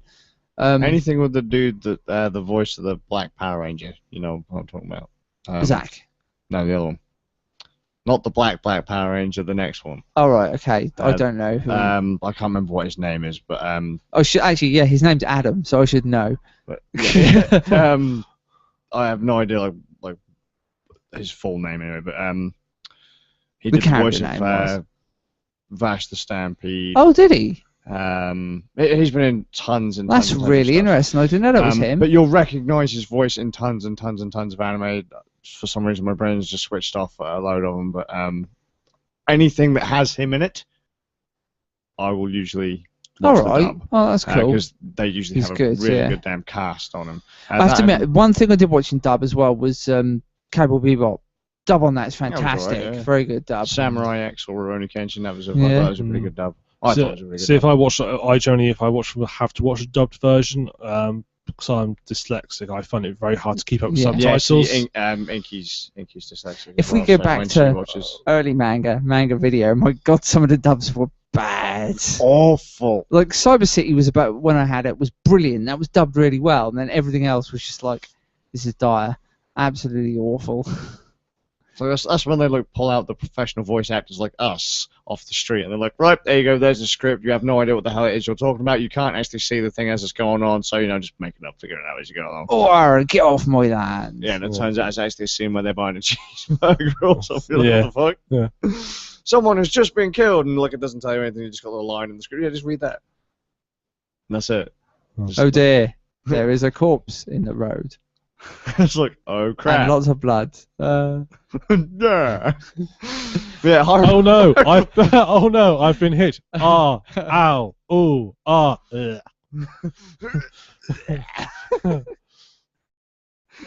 Death sounds like vomiting. Anything with the second Black Power Ranger in it is cool. Pretty rad. So. Yeah, the Nintendo Direct for this was cool. I mean, it pretty much gave us a good idea of what the game's going to be like and showed up how it mixes things up, mainly by introducing Zelda items to basic Mushu gameplay. Can I just say I hate the bomb animation? Yeah? The bomb throw animation pisses me off. I didn't really pay much attention to that. That was it, the one thing that clicked with me. Rather out of everything in that entire Direct, the second I see Link throwing a bomb, right, the donga, I'm like, I fucking hate it. That was the only thing I didn't like. The one thing that really hyped me up is I thought was really cool is using the gauntlets to wield the huge flail. I thought that's awesome. Like that he's using the actual gauntlets to do something other than just throw rocks. So that's a nifty idea that actually sort of another use for the gauntlets. And wielding that flail looks damn fun. I mean, you haven't played obviously DW8 yet, but Gan Ning's weapon is now a flail. Yeah, that's what I did start to kind of notice character movement sets and similarities to other Dynasty Warriors games, but for life of me I couldn't remember the characters. Yeah, but now he's sort of each character has a few weapons, which looks interesting.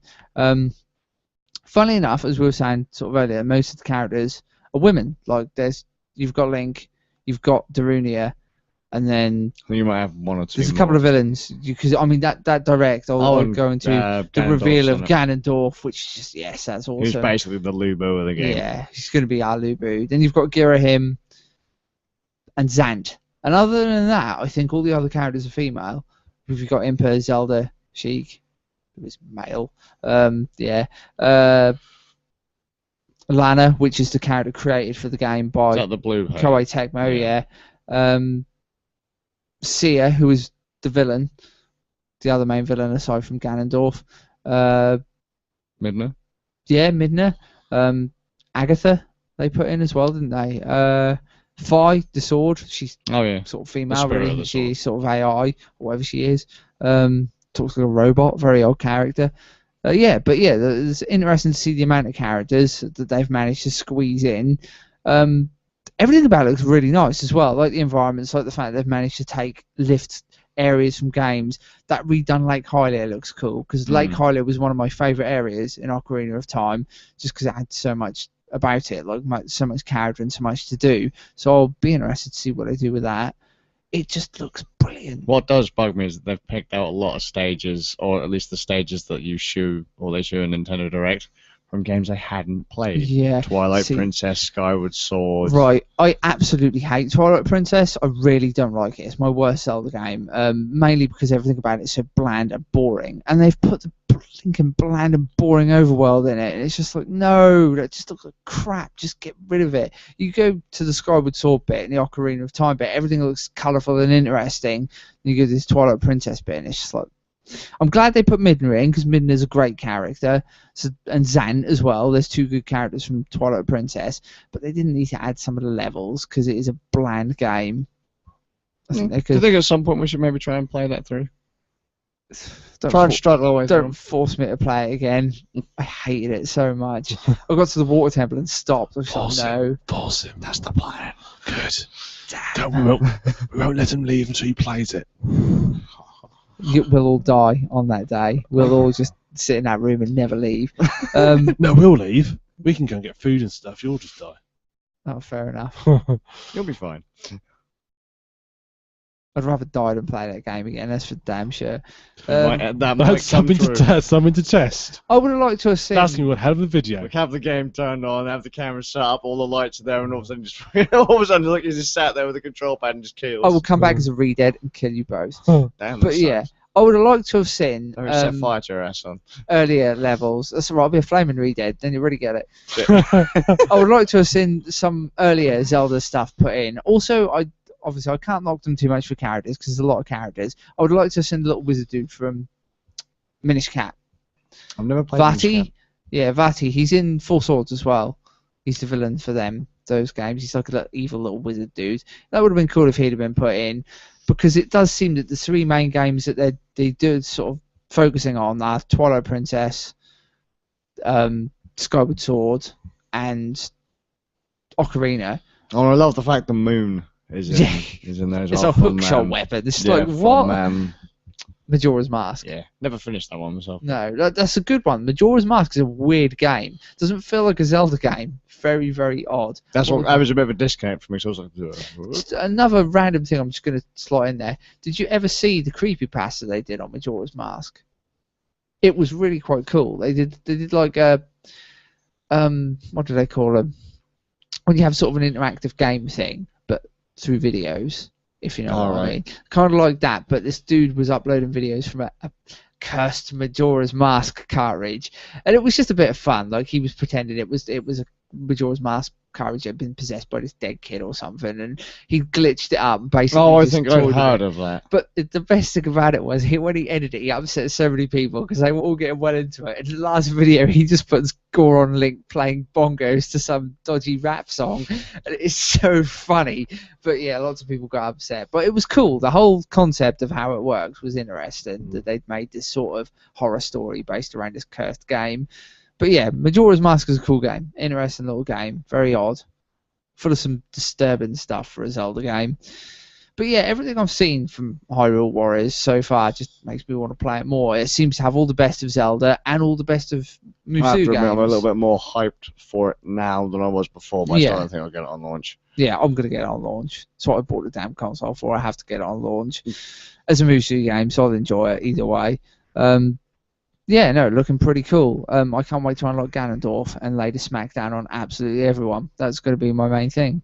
Also, I like his new look. His new look's awesome. It's yeah, he did look pretty badass. I hope they stick to that, and I hope if he goes into Smash, he'll have his Hyrule Warriors look, because it's his best look yet, I think. Yeah, it definitely looks more overlordy than he does in sort of the other titles. But yeah, that Nintendo Direct was very, very good. 25 minutes of pure Hyrule Warriors, and the cuckoos as well. Yeah, Jesus pretty damn Christ. fun. Yeah, you can summon the cookies to fight for you, and there's a giant one which looks kind of interesting.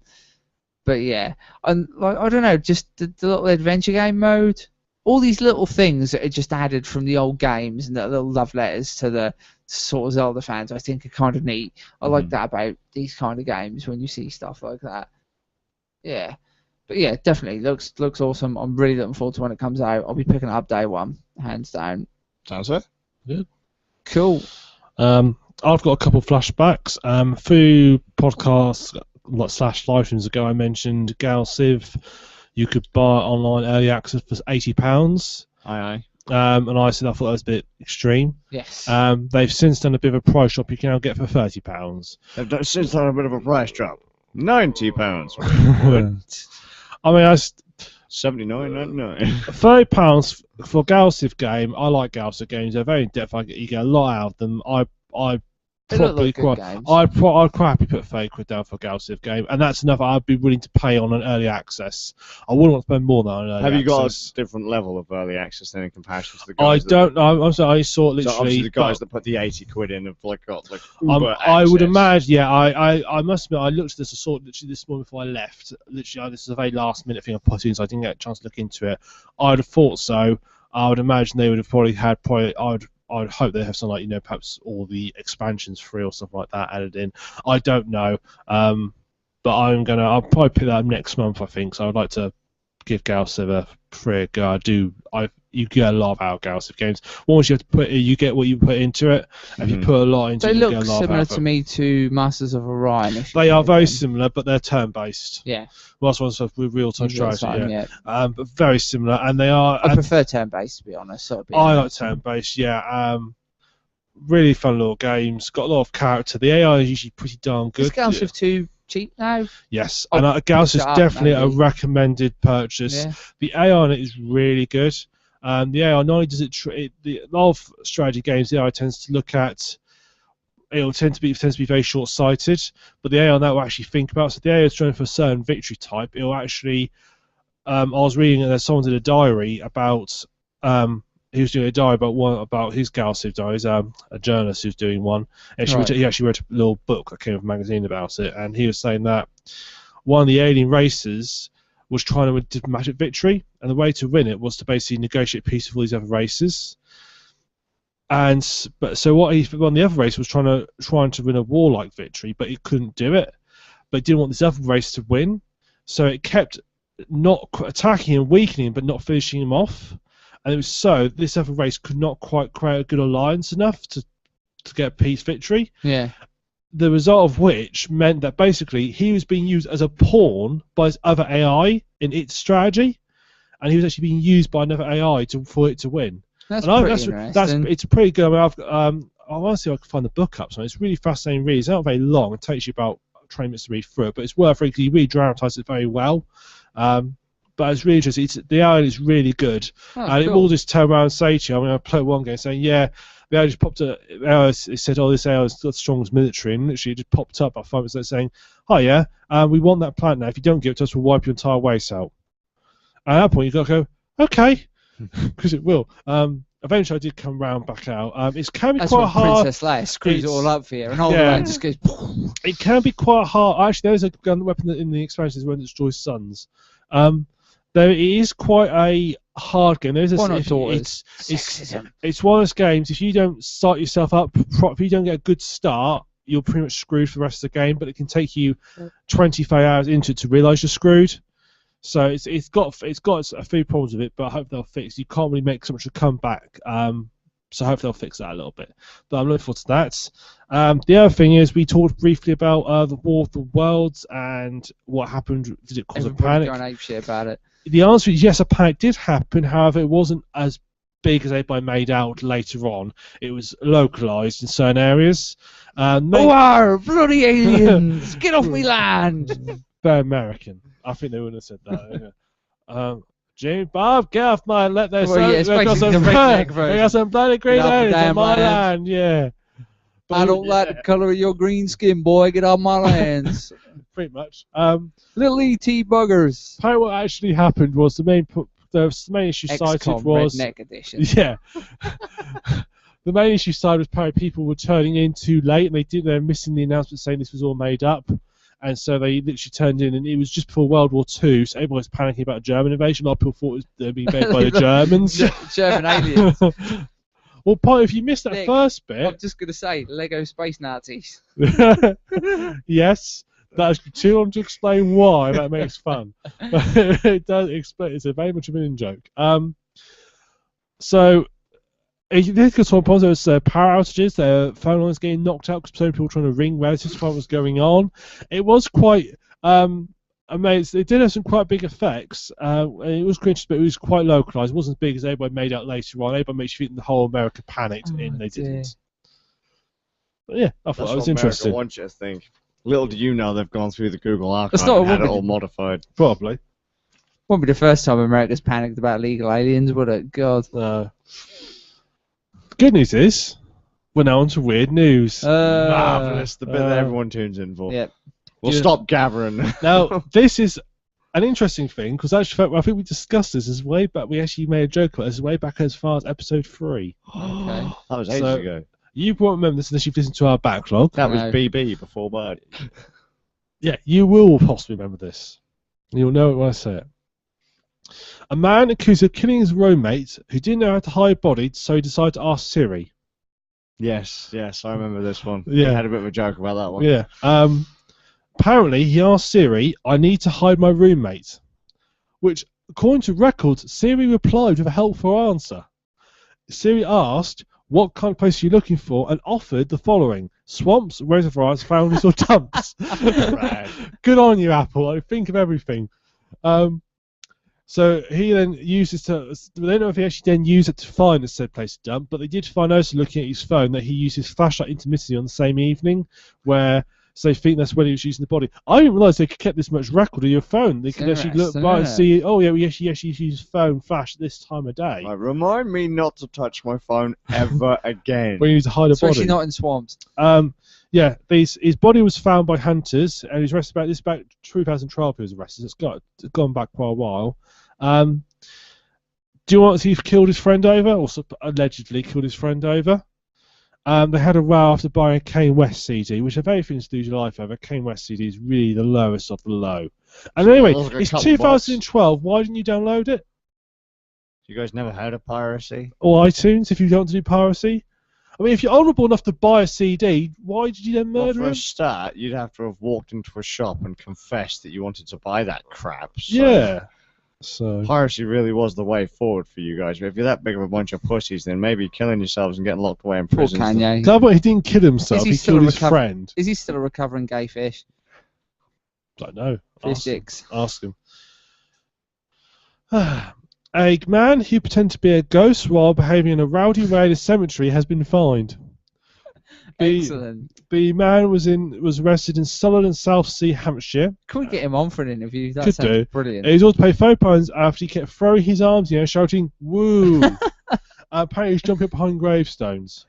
The thing about it is, he did this during the day, which would have ruined the effect somewhat. So that's terrifying. The guy must have seemed like a right Looney Tune. Yeah, it's literally. So I got horrible visions of some sort of funeral procession, and they all passed. And then the last words, he shuts behind the grave. Woo! Actually, in fairness, I have seen some pretty hilarious karma kick up from someone taking the piss out of a funeral. So yeah, that was so good. The injuries were so funny. Should have resulted in another funeral. Yeah, I remember something about this guy who decided he wanted to see how popular he was, so he faked his own death just so he could see who turned up to his funeral. No one. Yeah, well, when people did turn to his funeral, and then he sort of revealed that he was actually alive, and people were so pissed off, a lot of them defriended him, and decided not to speak to him anymore. Unfriended on Facebook. Life over. Yeah, pretty much. Anyway, the man is apparently he's been charged £20 victim and £20 in costs. £20 in costs. In costs, yeah, for the court charge. He pleaded guilty. You'll know. They charge you to charge you now? Yeah, they charge you for court. If you go to court and you lose, they charge you for the cost of prosecuting you. Oh, right. Yeah. Bastard. Did you not know that? Well, I've never been to bloody court. Well, I've never been to court. I've never been in court. He also apparently breached of an earlier punishment when he got charged on harassment. So whether that includes ghost wooing, I don't know. It's to the court. You've been shot. Woo. Yeah. It's unconfirmed whether he had a white sheet or not.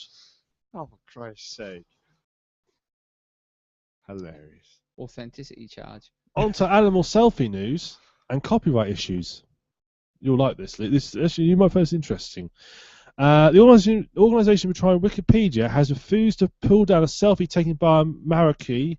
Have you seen that famous picture of the monkey with his big, cheesy grin? People often use it on Facebook, yeah. Wikipedia has refused to take it down, but requested the photographer on the basis that the monkey owns copyright because he pushed the button. So he's claiming that someone's saying he set it all up and everything. The monkey just clicked the shutter button which took the photo, and he should be paid for people use the picture. But Wikimedia, which runs Wikipedia, disagrees. I'll just point Wikimedia is not the be all end all of copyright. They don't decide who gets copyright or not. It argues that because animals cannot have copyright, no one owns the copyright, so it's in the public domain. So hang on a minute. If I set up my camera, walk away, and it's set to time lapse, or I have an intervalometer set up, does that mean the intervalometer has the copyright for my time lapse? According to Wikipedia, the camera owns my pictures. Yeah. Does this mean every photo of Gene Simmons now on the internet is public domain? Probably. Awesome. Mr. said, quoting the Times, saying, "It's based on technicality. I own the photo, but the monkey pressed the trigger and took the photo. They claim the monkey owns the copyrights."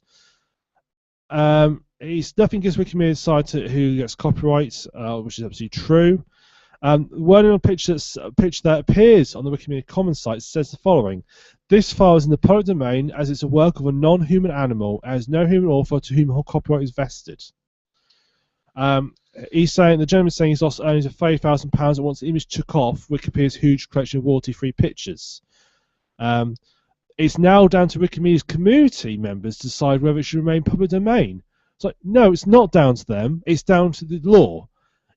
Wikipedia, you can't decide if you own copyright or not. I am the law. It feels like that. So, so I normally find your community members, we know what they're going to say. They're going to say, "Oh yeah, it's public domain," because that's what Wikimedia are like.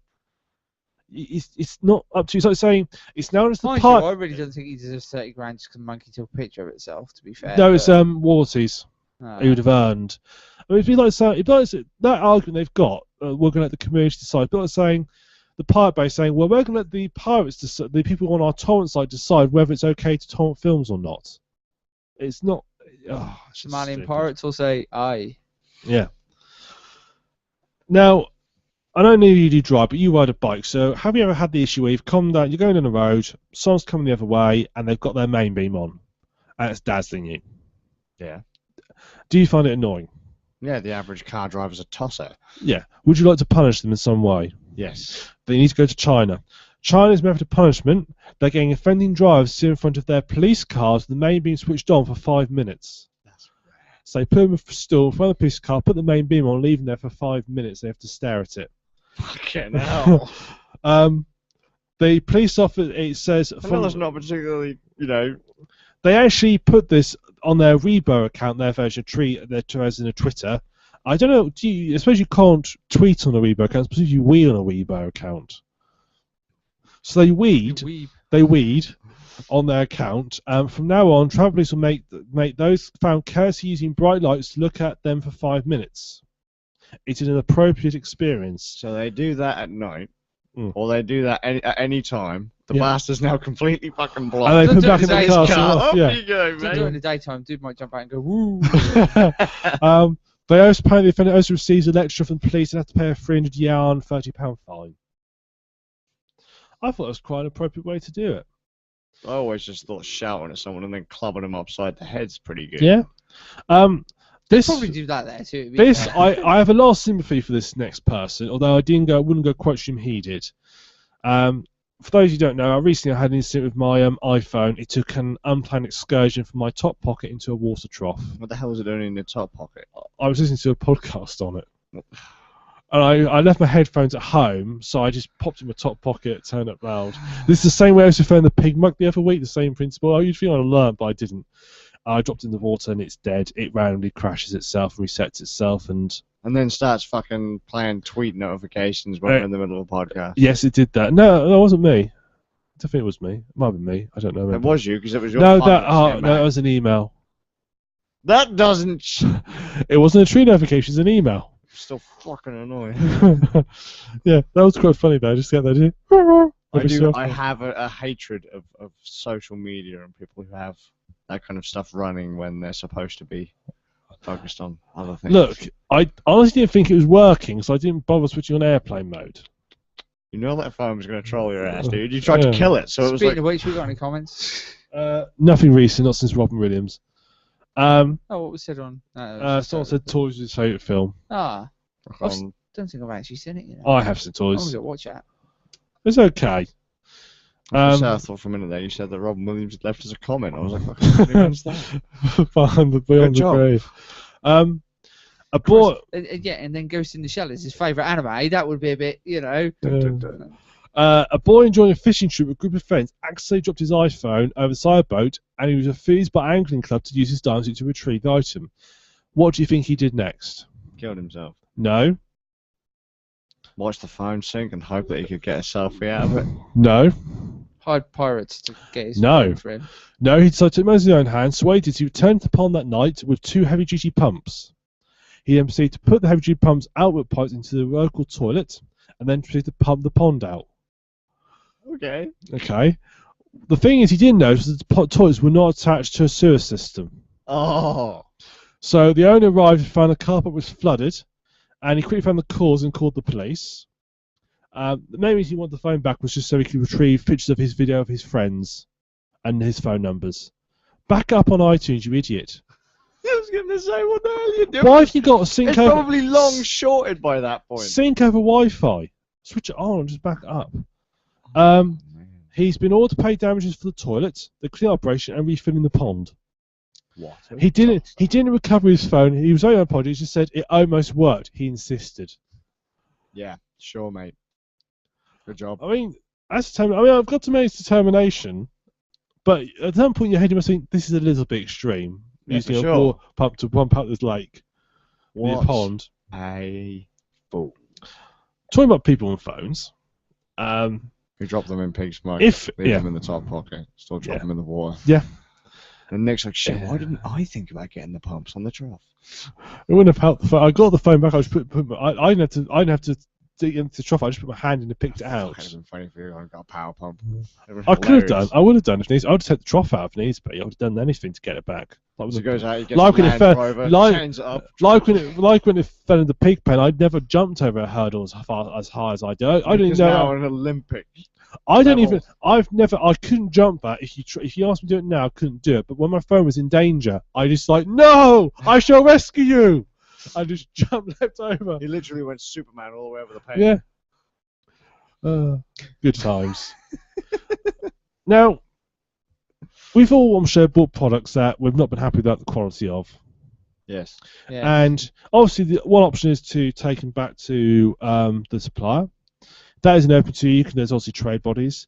And if you've got reasons, I suppose you could call the police. What wouldn't be a good idea is call the police if you bought some crystal meth and complain about the purity of it. Damn. As an Oklahoma woman did. Yes, America. She's 54 years old, Lorraine Ray Sampson. She rang up very politely and said that the ice she had purchased did not meet the purity standards that she was used to. The officer came over. She said, "I'm glad you came," before leading into her kitchen where she stored the item in a tin on the counter. The woman was arrested. The room? The woman. The woman. Who is it, the room? Oh, it is American. They How might, high are they? it is American. They might do Ma'am, this room is in possession of an illegal substance. that. I'm going to have to get you out of here. Cuff the oven. I love to say the police quote was, "Once you think it's an or something new surprised you, it's sad that people use those drugs and don't realise how it affects them, what they can do to you, like ringing the police up when you're not happy about the quality of Oh, them." dear. She now faces 10 years in jail for possession of the drug and paraphernalia. That's right, she'll be dead soon. Probably. I know this is really nasty considering we've said quite nice things about... Yeah. I can't help it, it's just people like that really piss me off. Mm. Oh, don't bother me. It's just kind of funny, really.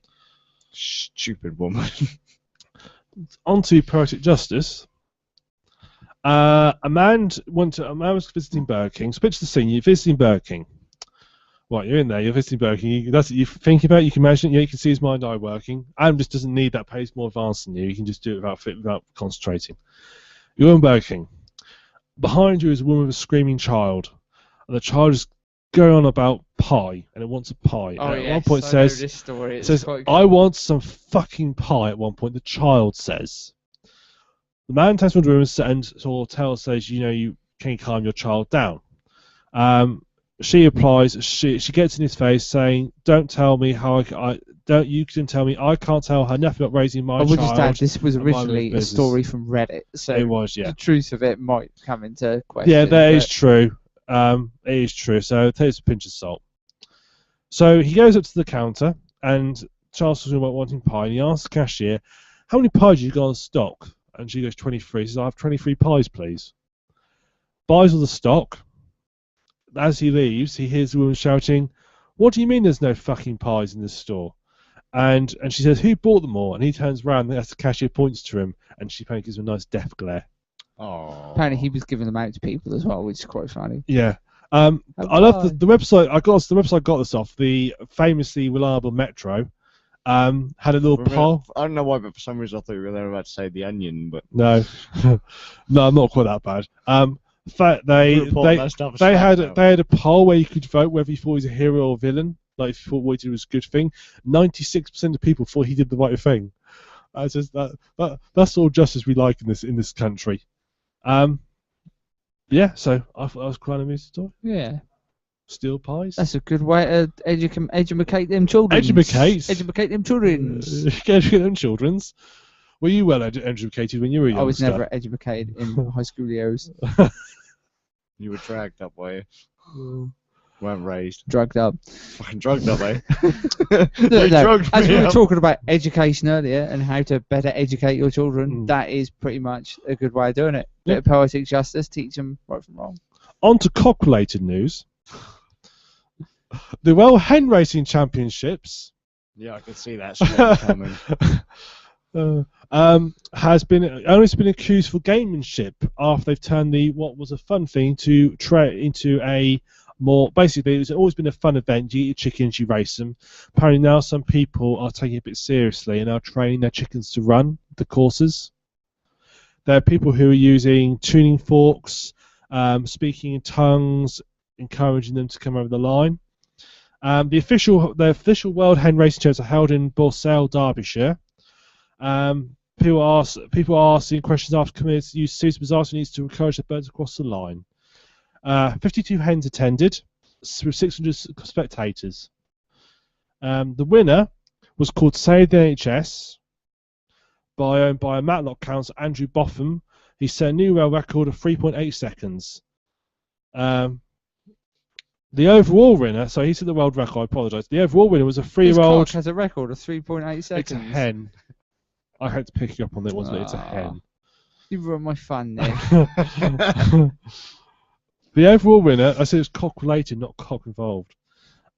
Well, the overall... But they're hens, Nick. It's not cock-related. Now your joke's fallen apart. We've ruined the entire Hens are related to cocks because they all come from cocks.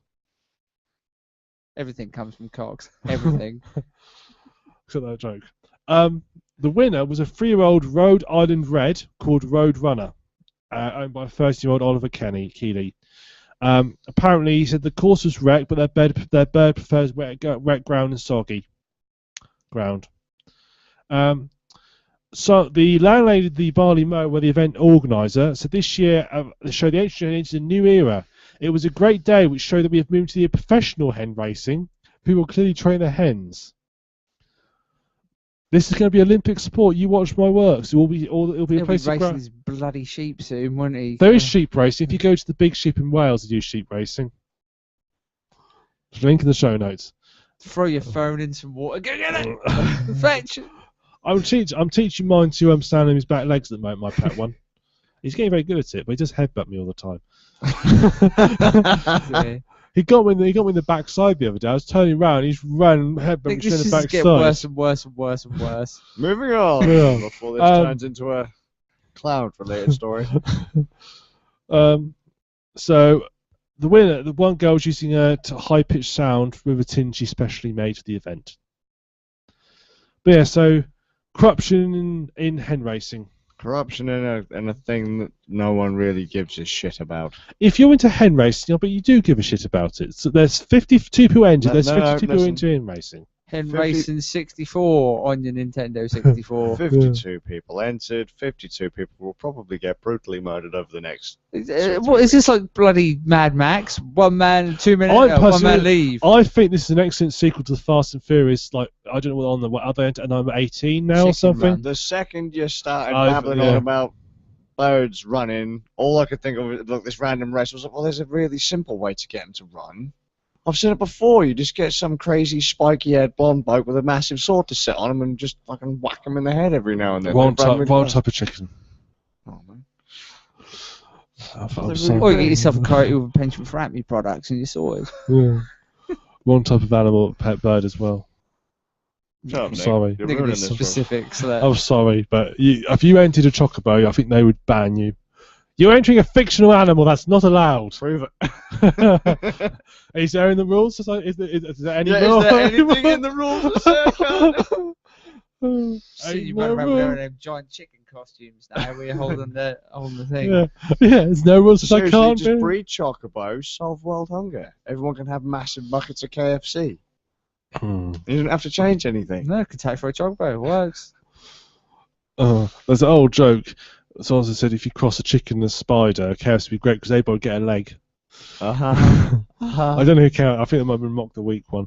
Now, laughing. Let me say, I'm all for equal opportunities and all this sort of stuff. And I'm an equal opportunity offender. Yeah, I'm all for that. Oh my land! However, there are some things that I do question.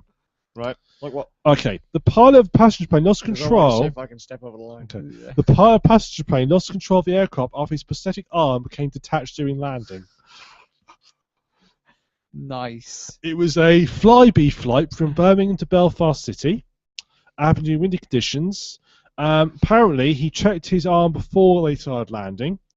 He then disconnected the autopilot. Left arm, Luke, left arm. Get it right. He then disconnected the autopilot and was flying the aircraft manually. Unfortunately, just before touchdown, his prosthetic limb became detached from the yoke clamp and deprived him of control of the aircraft.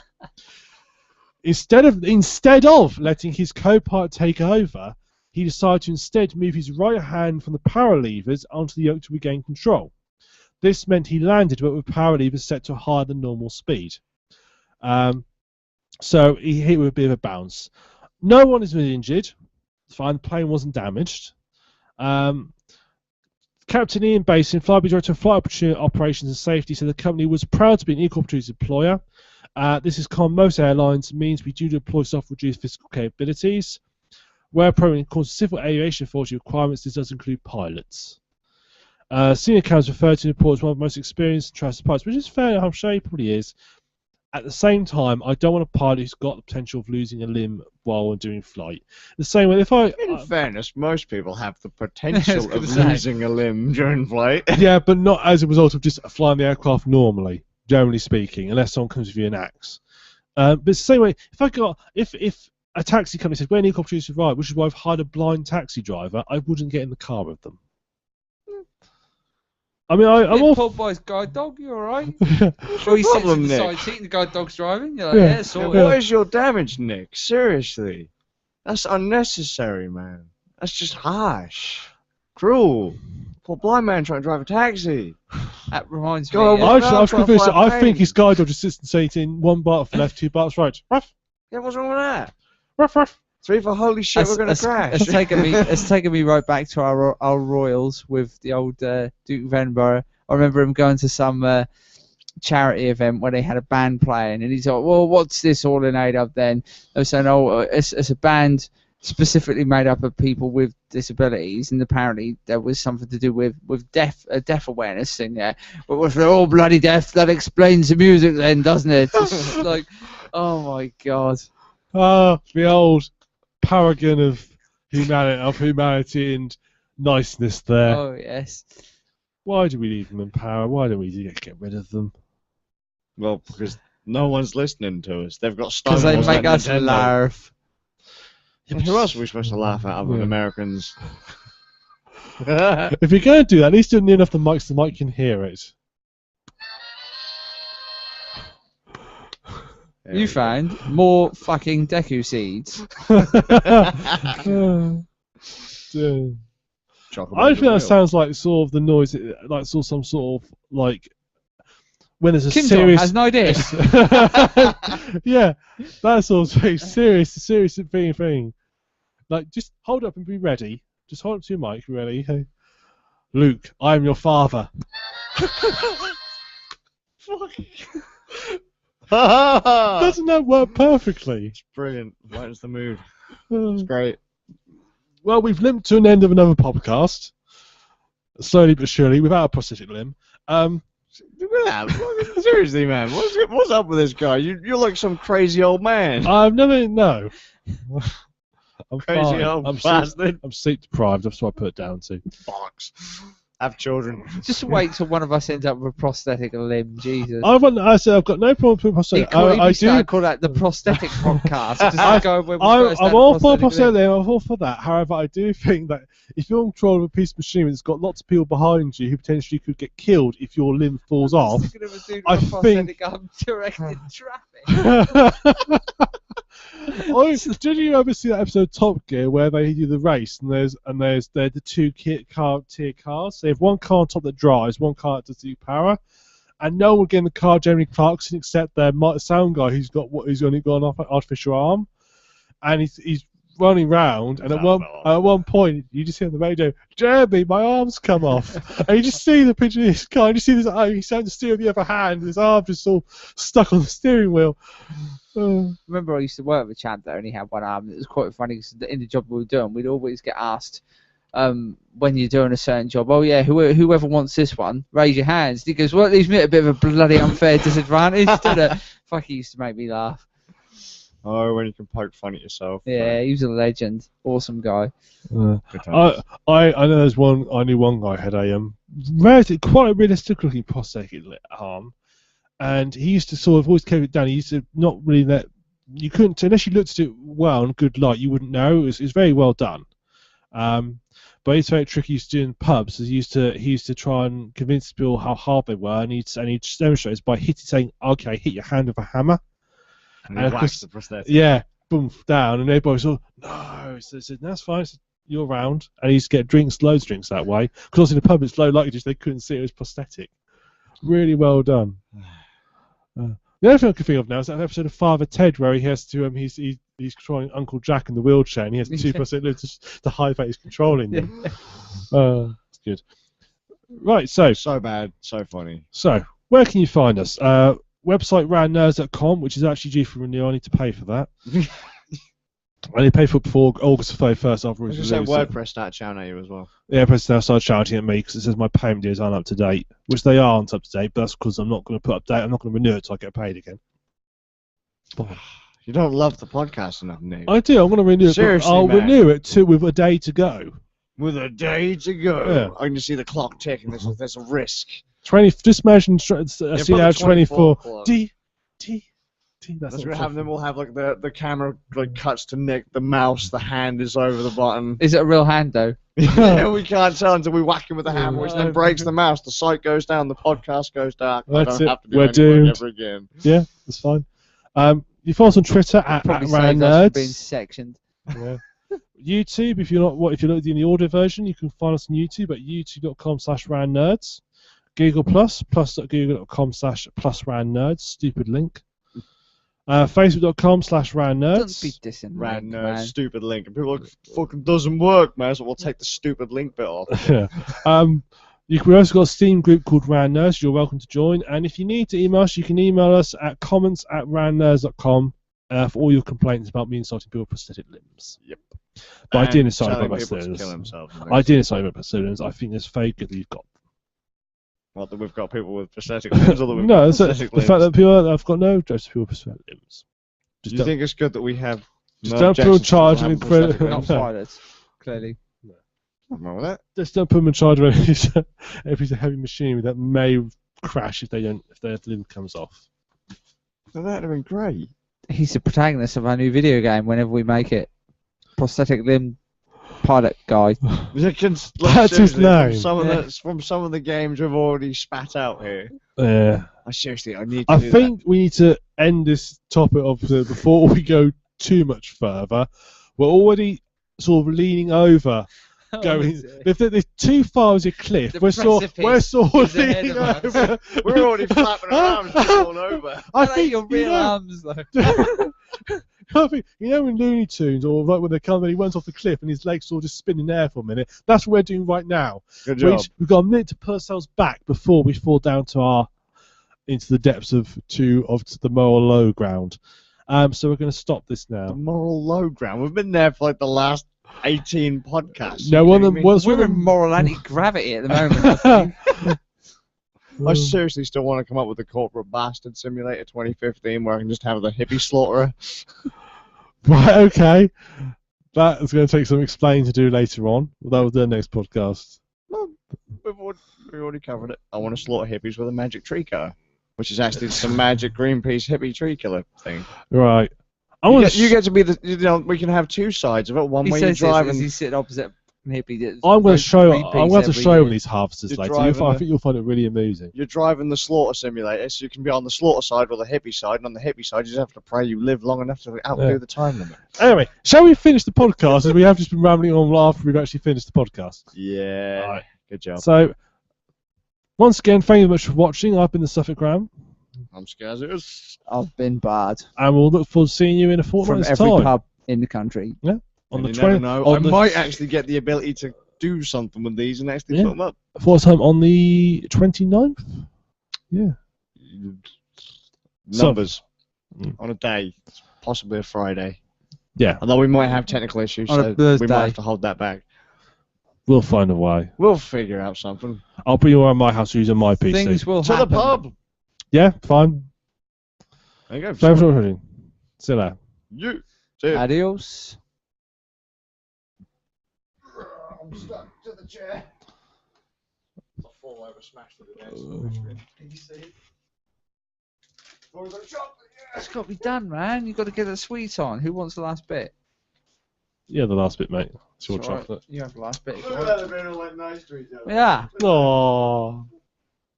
Shall we each other? We love each other, really. He loves us the most.